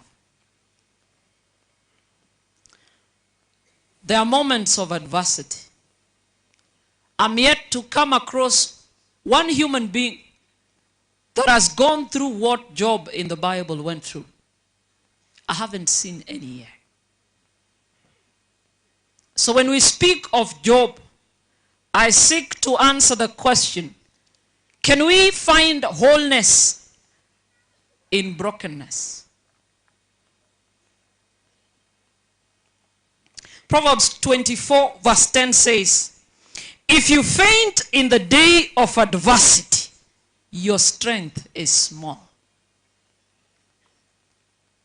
That moments of adversity, nyakati za shida, are unavoidable, inevitable. They must come, you like it or not, because the Lord has warned us beforehand that in this world you shall see trouble, but be of good cheer, because I have overcome the world. So we will die. Things will happen. They are beyond our control. But the Lord is teaching us in his word that if you faint, ukikosa nguvu wakati wa shida, basi inamaanisha hauna nguvu. So we can never measure the strength of a person in good times. Never. You can never measure the loyalty of a person in good times. These things are only measured in times of adversity.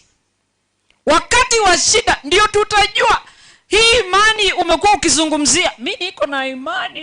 Hiyo imani umekuwa ukizungumzia ni imani iko kweli ama ni mdomo tu?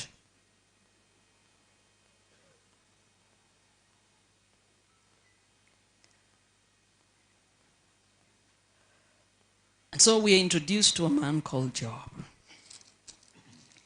And I love the description that is given about Job.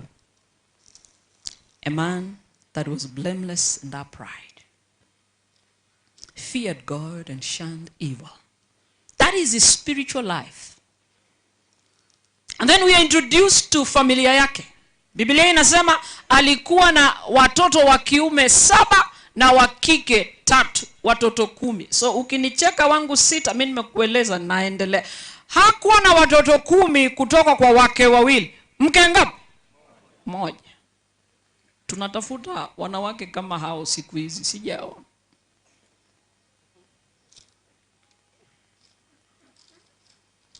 So that is the family life of Job. The Bible introduces us to his wealth and possessions. And says that his possessions were 7,000 sheep. Ngamia 3,000. Ng'ombe 500.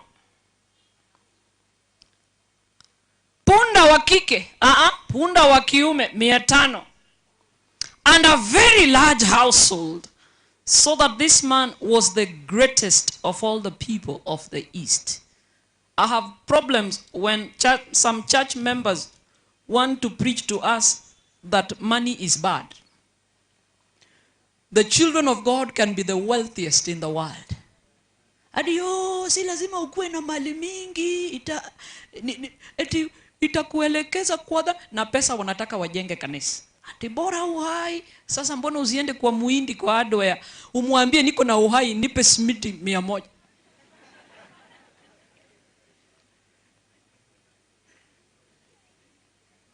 What I know is the love of money is what is bad. But money in itself is good. Job was the wealthiest, but a man that also feared the Lord. The story continues. Na inasema kwamba kulikuwa na mkutano kule mbinguni. Mungu ana mkutano na wanawake, I suppose malaika. Alafu the adversary ambaye ni shetani akapatikana kwenye mkutano. Wana mazungumzo na Mungu na anamuuliza, ni vipi umefika hapa? Sema nilikuwa na zunguka huku na kule nikajipata hapa. Na ulipokuwa ukizunguka ulikutana na Job mahali. Listen to this conversation. Then the Lord said to Satan, that is verse 8, have you considered my servant Job, that there is none like him on earth, a blameless and upright man, one who fears God and shuns evil? And the devil responds and he says, kwani huyu Job ana kutumikia for nothing? Sini vile umempatia hii mali ako nayo ndio unafikiria anakupenda. And then the Lord said this, but now stretch out your hand, that is the devil, and touch all that he has, and he will surely curse you to your face. Guza tu vitu wako nayo, uone vile Job atakuacha, vile wengi wetu tuko. Huyu Mungu tunampenda tu wakati tuko na mali. Wakati hatuna, tunasahau. Ama wakati wengine tukiwa nayo, hatumjui. Ikipotea, tunamtafuta. And then the Lord said in verse 12, behold, all that he has is in your power. Chochote ako nacho kiko mkononi mwako. Only do not lay a hand on his person. So Satan went out from the presence of the Lord. I love it. And the Lord permitted Satan to tamper with Job in his every sphere of life. The question is, why did the Lord permit Satan to tamper with Job's life like that? For one simple reason. He took pride in Job. Iko wakati utateseka, si kwamba Mungu amekusahau. Kuna mazungumzo ambayo wewe hauelewi iliendelea lini, ilifanyika lini. Lakini unapitia shida kwa sababu the Lord is proud of you. Saying, have you seen my servant Elizabeth? He can count on you in tough times.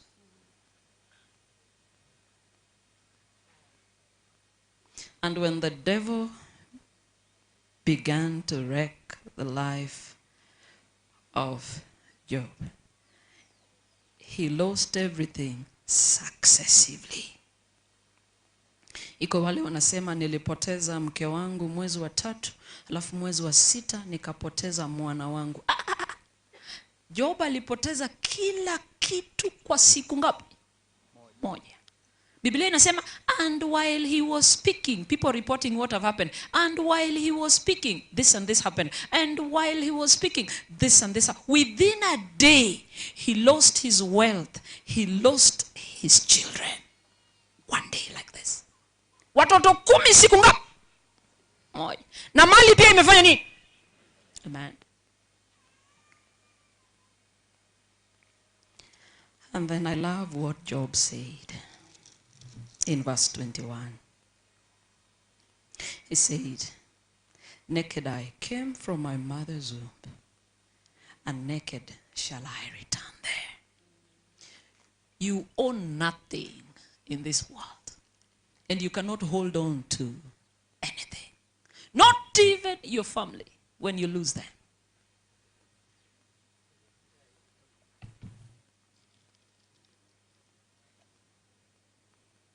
The Lord gave, and the Lord has taken away.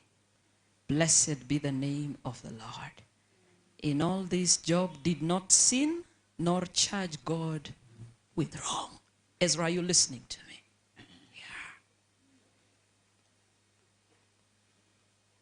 Job learned to look at things in light of eternity. That there is life beyond this world. And at times it's good ujifunze kujiuliza maswali magumu kabisa. Maswali kama kuna kitu nimeuliza Mungu anipe, asiponipa kutaendaje? Does he still remain to be God? The 3 Hebrew boys say, I know our God will save us, but even if he does not, we will still worship him. Why? Because they know there is a bigger and better life beyond this world. That is what Job knows.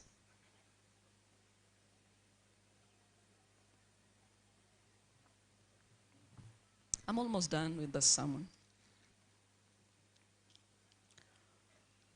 Can we experience wholeness in brokenness, particularly when you are going through spousal loss at a very tender age?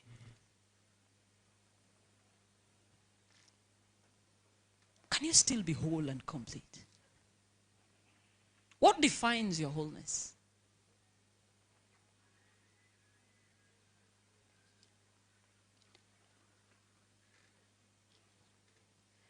I can tell. Up here, up here is some hierarchy in Job's life. There is his wealth, and then there is his children, okay? And then we have his status because he was a wealthy man. And then down here we have his health. And I love it when the devil went back for a discussion with the devil that no, I think you've not touched his skin. And was permitted to cause an infirmity on Job. But even in his infirmity, akiwa mgonjwa, a second time that the devil is attacking, in his infirmity, Still Job praises the Lord. So what happens? Hapa juu kuna mali yake. Hapa kuna watoto wake. Status yake. Afya yake. Okay? Sijui mali bibi alikuwa, sababu bibi ya Job alikuwa kuruta. Alafu chini kabisa hapa, his foundation is God himself. And then Job says, you can take away my wealth. I'm not shaken. And the wealth goes. Unaweza chukua watoto wangu 10 na siku moja. Hiyo bado haitanishtua. Beba mpaka status yangu. Najulikana ulimwengu mzima as the richest. I learned the other day that we have trillionaires, we have billionaires, we have millionaires, and then there's this other rank of one-anionaire, and then we have ananionaire.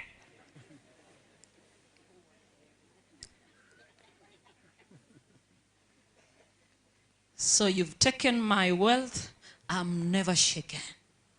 You've taken all my 7 sons and 3 daughters, I am not shaken.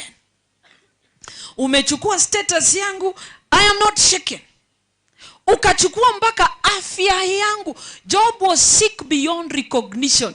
He was not shaken. But when they tried to tamper on his foundation, and his foundation was God himself, he stood firm and said, you can take away everything, but my foundation you can never take. I am still Job without my children. I am still Job without my wealth. I am still Job without my status. I am still Job without my health. But I can never be Job without God. And so when his wife came and said, why can't you just curse this your Lord and then die? He said, I have my wholeness in the fact that I have Christ in my life. And you can take away anything, but I will not allow you to take my God. So can we find wholeness in brokenness? Ezra, you're still complete even without your wife. You will still be complete even without your children. You will still be complete without your parents and siblings. You will be complete without your friends and colleagues. Complete without your job. For as long as you have Christ, you are complete. For he says, without me, you can do nothing.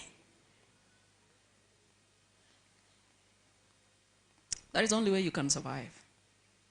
Otherwise, you'll find some funny woman here. There's even a woman here just looking. Say, hey, hapo mimi naenda kuingia. Wako. Wanakutegea. So ukiwasalimia, wasalimia ukiwa chonjo.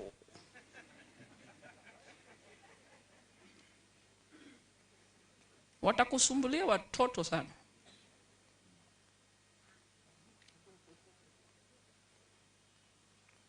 And I love the promise you're giving, that what you remain with is to take care of your children for the sake of your departed wife. They are very young. And going forward, all the decisions you make will impact on those 2 children. Going forward, the will. So kierere ingine hapa imevaa skati fupi na iko na makalio makubwa. Isikushtue. Funga macho kabisa.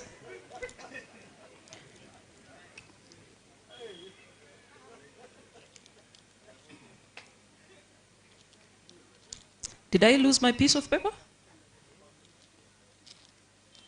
Did I lose it? Yeah. Hiyo kama imeenda kinipepo wamechukua. I've seen it.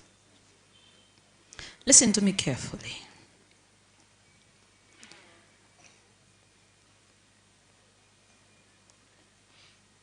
When you study Job chapter 13, Job 13. Let us go there. I'll only read 2 texts. If I add it will be one more. 13. how Job responded to his situation and defends himself. Verse 13. Wakati marafiki wameongea kila kitu. Unajua unaweza kuwa na shida mpaka watu waseme huyu ako na shida sababu alisacrifice mtoto kwa Illuminati. Iko shida inaweza kupata mpaka marafiki wa karibu wakakushuku. Sasa Ayubu ana majibu yake. Anasema hivi, mstari wa 13. Anasema hold your peace with me and let me speak. Who has that? Job chapter 13. What does it say? Yes. That is what I wanted. Inwe kira Montige nkwane. Tiga nkwane buna Ayubu. Na kende gionsi kego chia konyora. Tiga kenyore. Hey. Thank you, Pastor. Keep quiet. You've made a lot of noise. Shut up. I want to speak to you.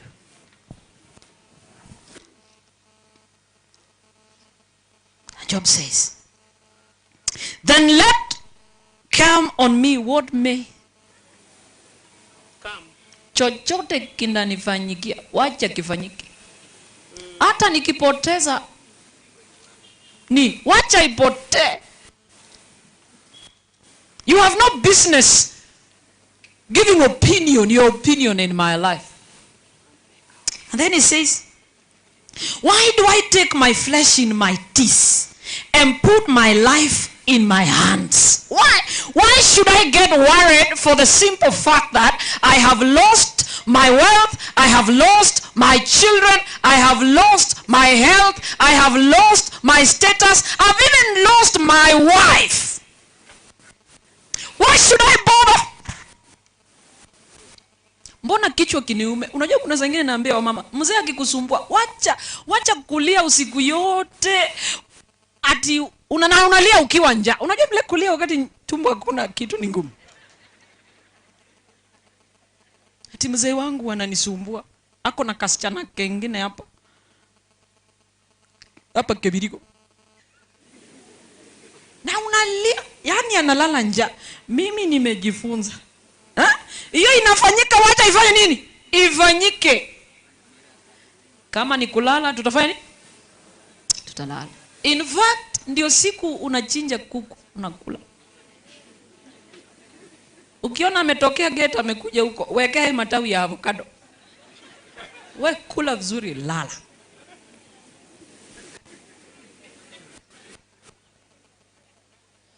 Kula, lala. Usipoteze kilo kwa vitu vidogo vidogo.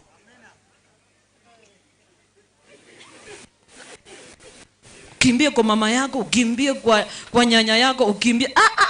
Job anasema hiyo inafanyika, wacha ifanye nini? Ifanyike. Sitasumbua akili yangu. Wacha ifanyike. Where does he get the courage? In verse 15 he says, though he slay me, yet I will trust him. Praise the Lord. Yes. Kama Mungu ameruhusu ifanyike, sitamshuku, nitaendelea kufanya nini? Kumwamini. He's God of the mountain, God of the valley. Still remains to be God in good times and bad times. God of the day, the God of the night. Whatever he has permitted to happen in my life, though he slay me, yet will I trust him. Job knows his God. Even so, I will defend my own ways before him. I'm finishing chapter 19. Chapter 19. Go with me to chapter 19. He says this, for I know that my Redeemer does what? Lives. There are moments I've gone through tough times until one time my sister-in-law told me, Elisa, unatoanga wapi nguvu? I told my sister-in-law, siku nitaona tu kwa TV breaking news, Mungu amekufa, ndashtuka. Because before God dies, I will be so dead. But for as long as my Redeemer liveth, life is still beautiful.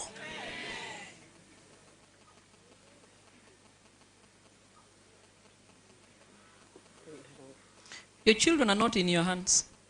Not even in Erongolia. Hii tumetoa hapa. Hii itaisha. Hii iko watu 2-3 washaitegea. Watapotea nayo.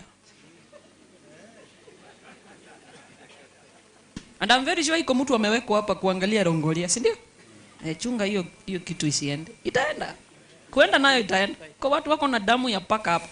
Kwenda itaenda. Your children are not in the hands of not even your parents. No one should lie to you that we will help you take care of your children. No one. Your children and yourself are solely in the hands of our Redeemer. Because he lives, I can face tomorrow. I have not seen that small boy. You've called him Len. I guess it was Helen. You removed the H-E. Well, Len. In memory of your life, of your wife. Say, how sweet to hold a newborn baby and feel the pride and joy he gives, but greater still, a calm assurance this child can face uncertain days, because he lives, because he lives, I can face tomorrows, because he lives, all fear is gone, because I know he holds the future. And life is worth the living just because. Job says, I know my Redeemer liveth. And life is worth. Not because your spouse lives. Not because your children live. Haven't we raised children and they've forgotten their parents? Kwanza ukipata mtoto mvulana akaoa bibi kiherehere. Akaficha ye town hapa Gusii, hata si Nairobi, ni town hapa tu Kisii hapa. Usione mtoto wako ulichoma matafari ukapeleka shule, ukauza ndizi na miwa hapa Keumbu hapa. Unakimbia ukifuata mabasi.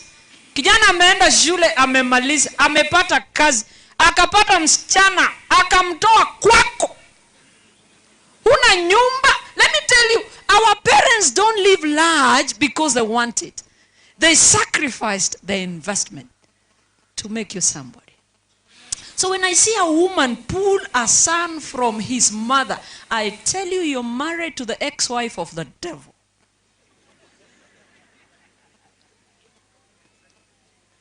Before you can have a fridge, make sure your mother has a what? Make sure. In fact, if you can have your parents have a car before you have it, the better. But I see people seated here, nice suits, looking good, but your parents are neglected at home.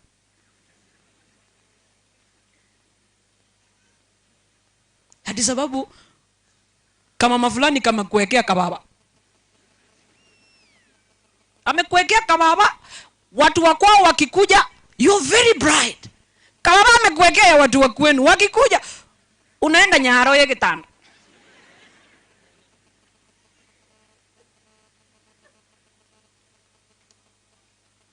Let me complete that verse. My Redeemer, for I know my Redeemer liveth.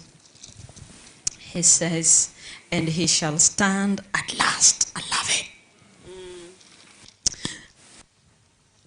Everything can go.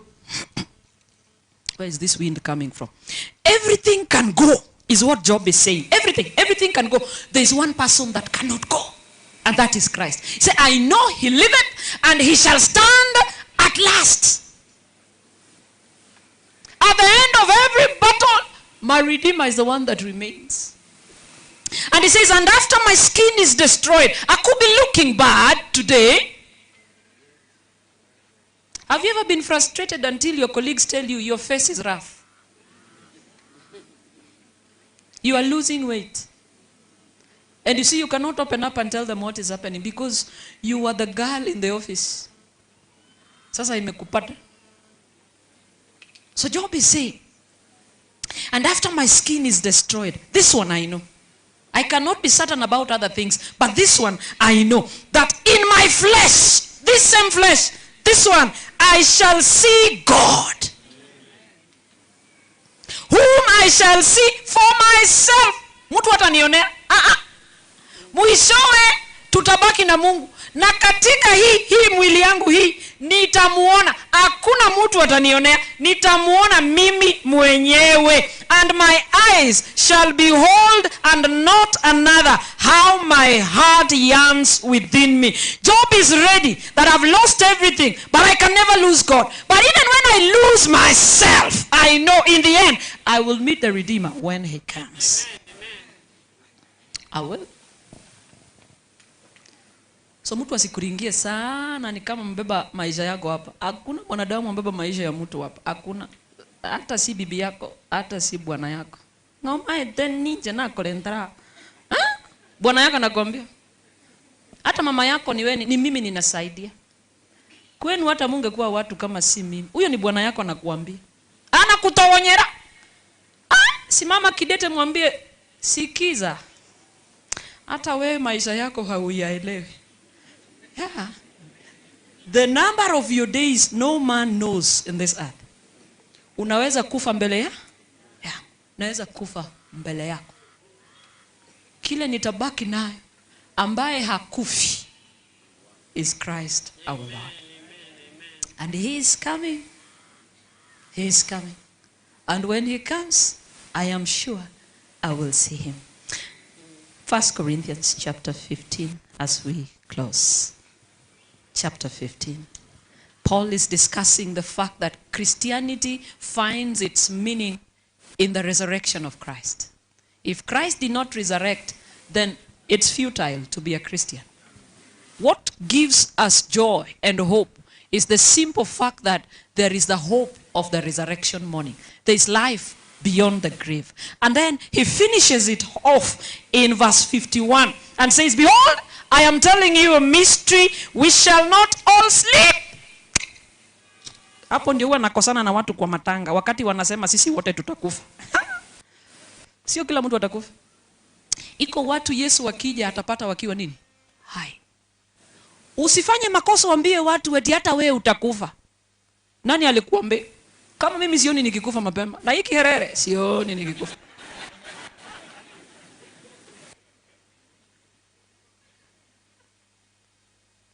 Hayo sio mafundisho ya Biblia. Biblia inasema sio kila mtu atafanya nini? Wewe kama unataka kwenda mapema wewe enda tu. Not everyone will die.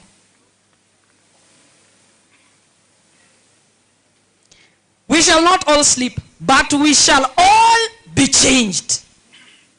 In a moment, in the twinkling of an eye, at the last trumpet. For the trumpet will sound, and the dead will be raised incorruptible. And we shall be changed. For this corruptible must put on incorruption, and this mortal must put on immortality. If there is anything you should be chasing in this world, is immortality. Nothing else. Kimbiza maisha ya milele. Hiyo ndio ikusumbue. Sio vitu vya dunia hii. Na vile wanawake wanateseka na urembo. Teseka sana. Nataka kuwa mweupe. Paka mafuta yote. Kwa mwili ambao utaoza. Mimi nangoja siku Yesu anakuja, labda nitamwambia si unipatie nisikie tu inakuanga aje mtu akiwa mweupe. Sababu ni kama watu weupe wanaringa sana. Paka wanafanya sisi weusi tunapaka mafuta ya kuwa ni weupe. Unapata kama mama kamebadilisha rangi. Baka amekuwa green, purple, black, blue. Hauelewi sasa rangi yake ni gani. Jamani, uko sawa ulivyo. Praise the Lord. Praise the Lord. Huu mwili huu sio huu utaingia mbinguni. Atakapokuja Kristo, huu mwili lazima utabadilishwa. Usisumbuke na pimples zako, usisumbuke na miguu midogo midogo, usisumbuke na makalio madogo. Hiyo yako ndiyo yako. Hakuna haja ya kuongeza. Hamna haja kabisa. Na wengine wanakazana kubeba matiti ikue kubwa. Matiti itaanguka upende usipende. Kama hutanyonyesha, miaka itailazimu iende chini kwa sababu ya kitu physics inaitwa force of gravity. Wacha kujisumbua. Ishi maisha yako. Live a carefree life. The only thing you should focus on and chase is immortality. Hiyo maisha ya milele. Hiyo. So Paulo anasema atakapokuja huu mwili ambao unaoza huu lazima ubadilike, uwe mwili usiooza. Na kule kufa kwetu ubadilike kwamba hatuwezi kufa tena. Wakati huo ukifika, so when this corruptible has put on incorruption and this mortal has put on immortality, then shall be brought to pass the saying that is written, death is swallowed up in victory. Oh death, where is your what?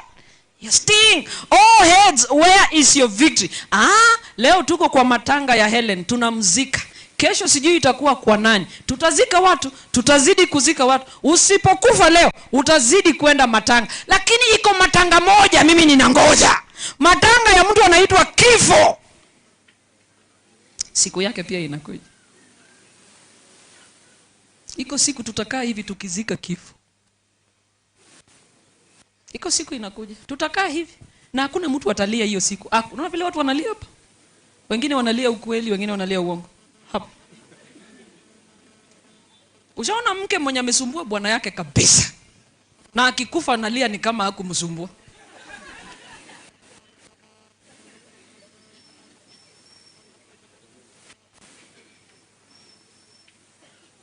Kijaluo wanalia, ikuodo wianango chakgekanye ngaingo chakera. Hapo tu pale uliwajua ni unafanyia nini? Naanzia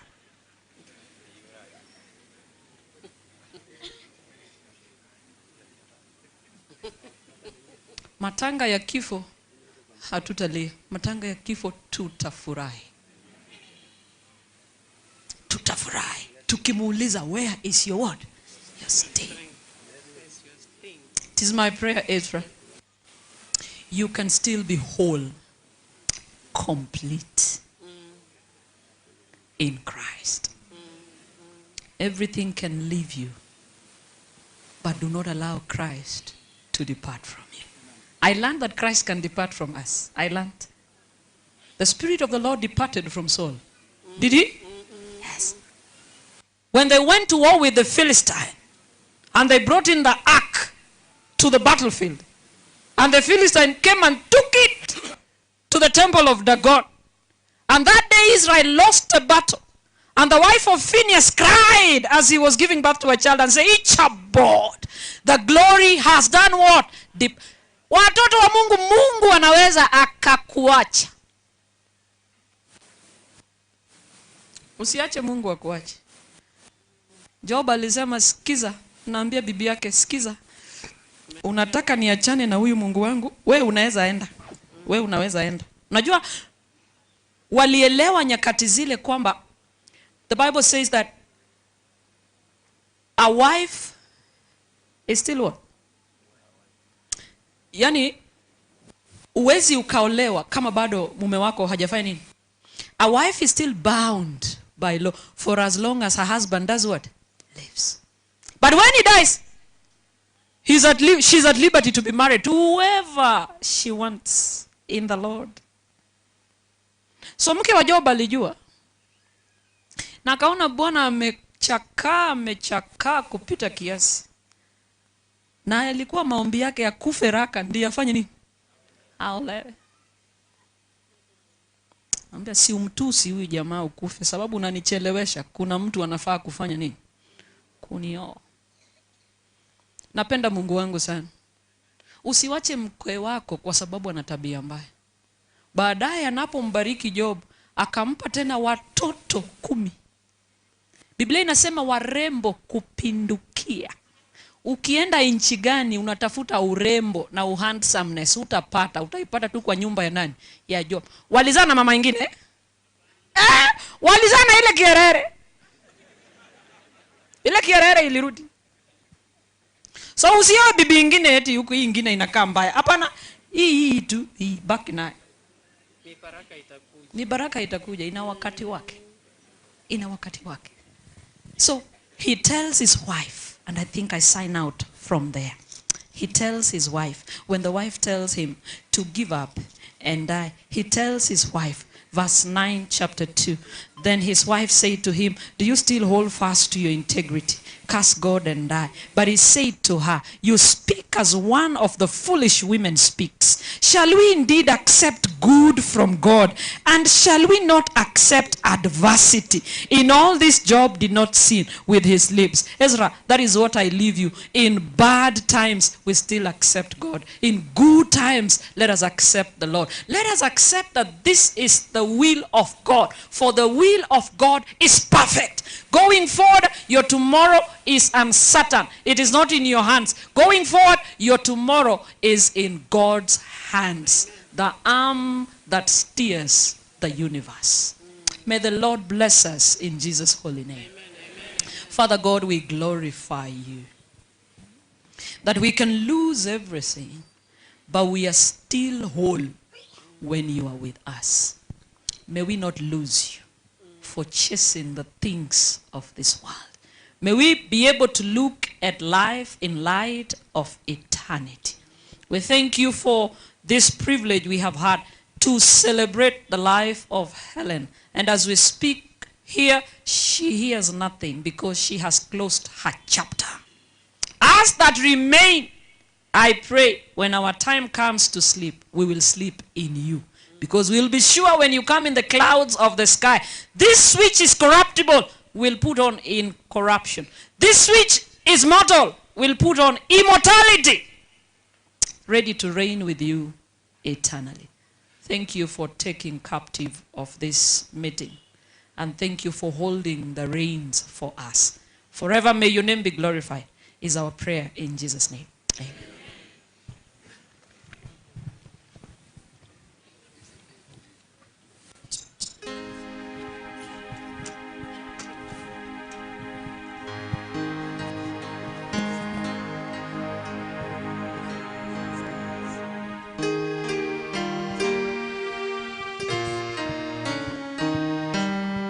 Just before I forget, if you look at the program, at the back of it,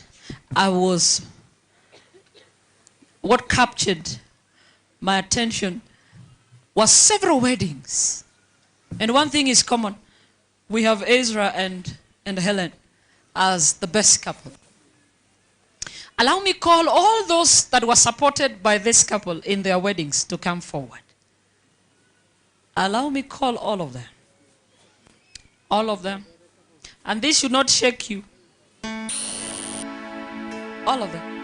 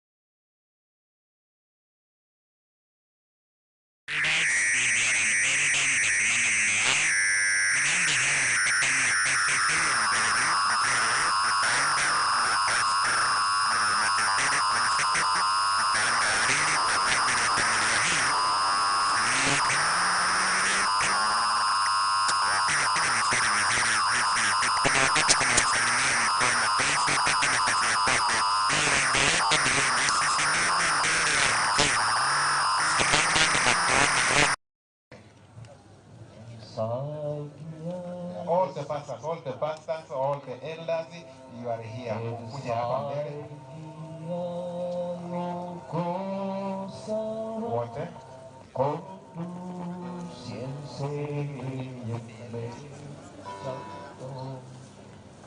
Haya, karibu sana pastor.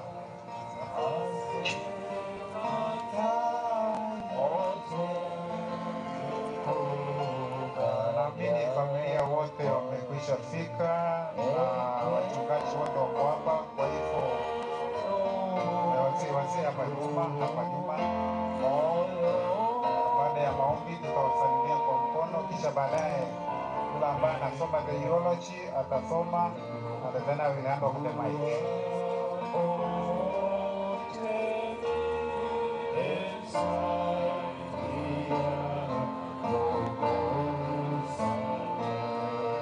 Sawa. Haya, tunaomba.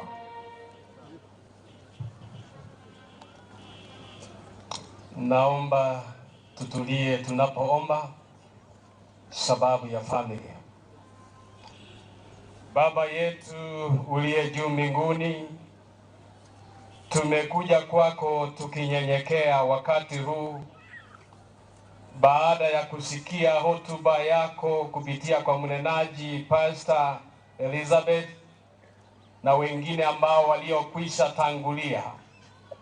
Tumeona faraja kuu katika mkutano huu, ndiposa wakati umefika towalete mkononi mwako familia kuu hii ambayo inaomboleza kifo chake Ellen aliyekuwa mpendwa katika familia, na wakabidhi mikononi mwako wazazi wake Ellen na wazazi wake Ezra, na wakabidhi mikononi mwako nduguze na dada zake wote, pamoja na watoto ambao wamezalia wachanga zaidi, kiwango ambacho hatuna namna, lakini tunajua kitu kimoja: hawa wote watalelewa mikononi mwako.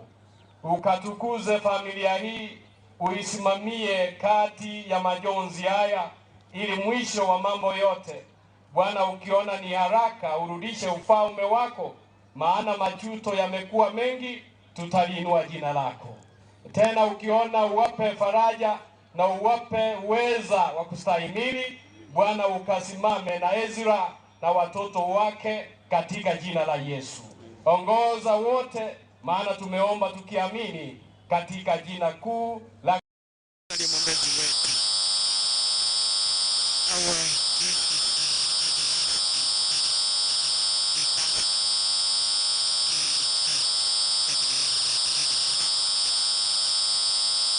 You are our God.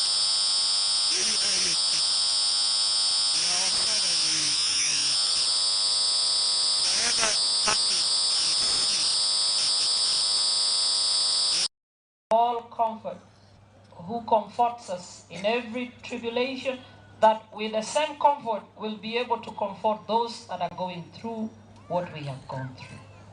So you permit our lives to be broken, because to man it is a loss, but to you, God, you lose nothing, because you're able to pull that which is dead back to life. We want to thank you, because there's a resurrection morning. And we want to thank you that this body, which is sown in corruption, must be raised in incorruption. Sown in dishonor must be raised in glory. Sown in weakness, it must be raised in power. This which is corruptible, in a twinkle of an eye, shall put on incorruption. This which is mortal, in a twinkle of an eye, shall put on immortality. The storms may rage, the waves may rise, but we know who pilots our ship. We shall get to the other side safely. I commit the entire family into your hands. Their tomorrow is safely in your hands. But more important is that you who's the potter and we are the clay, shape us, mold us, sharpen us, and make us the kind that you want us to be, in readiness for the eternal life you have prepared for us. May your name forever be glorified. Is our prayer in Jesus' name. Amen.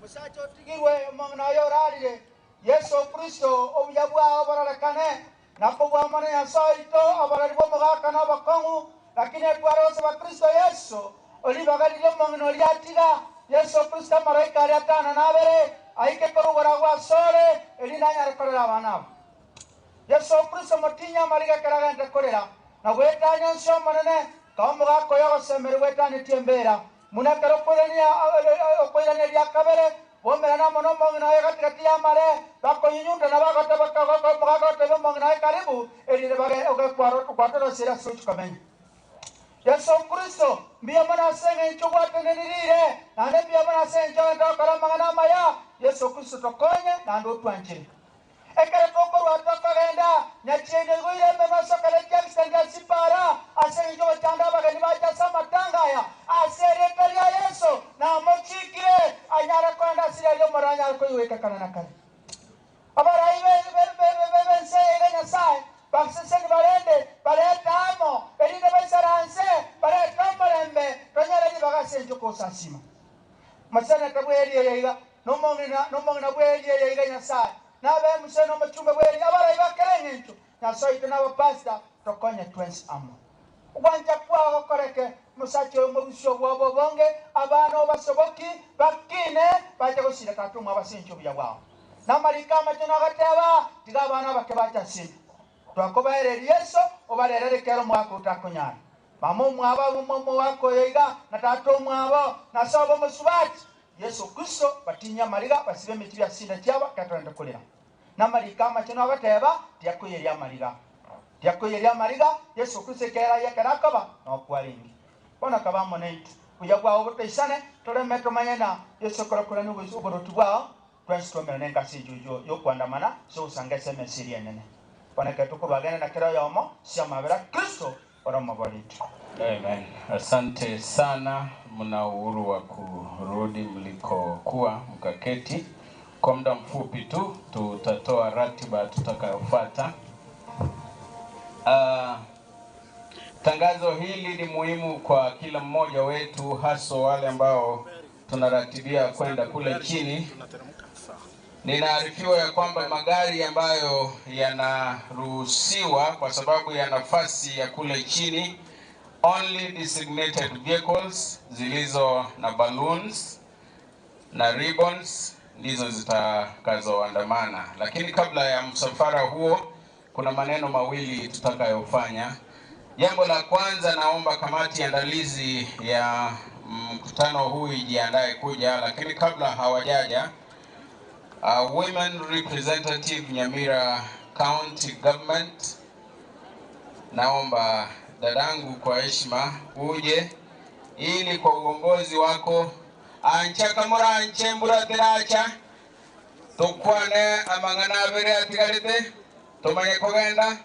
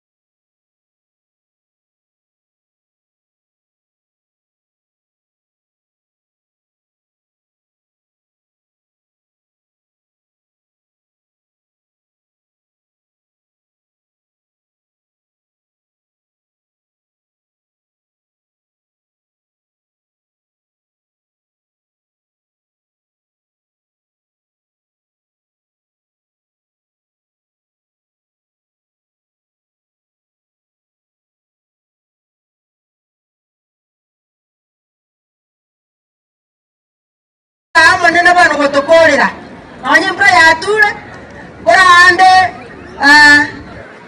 omo minister ito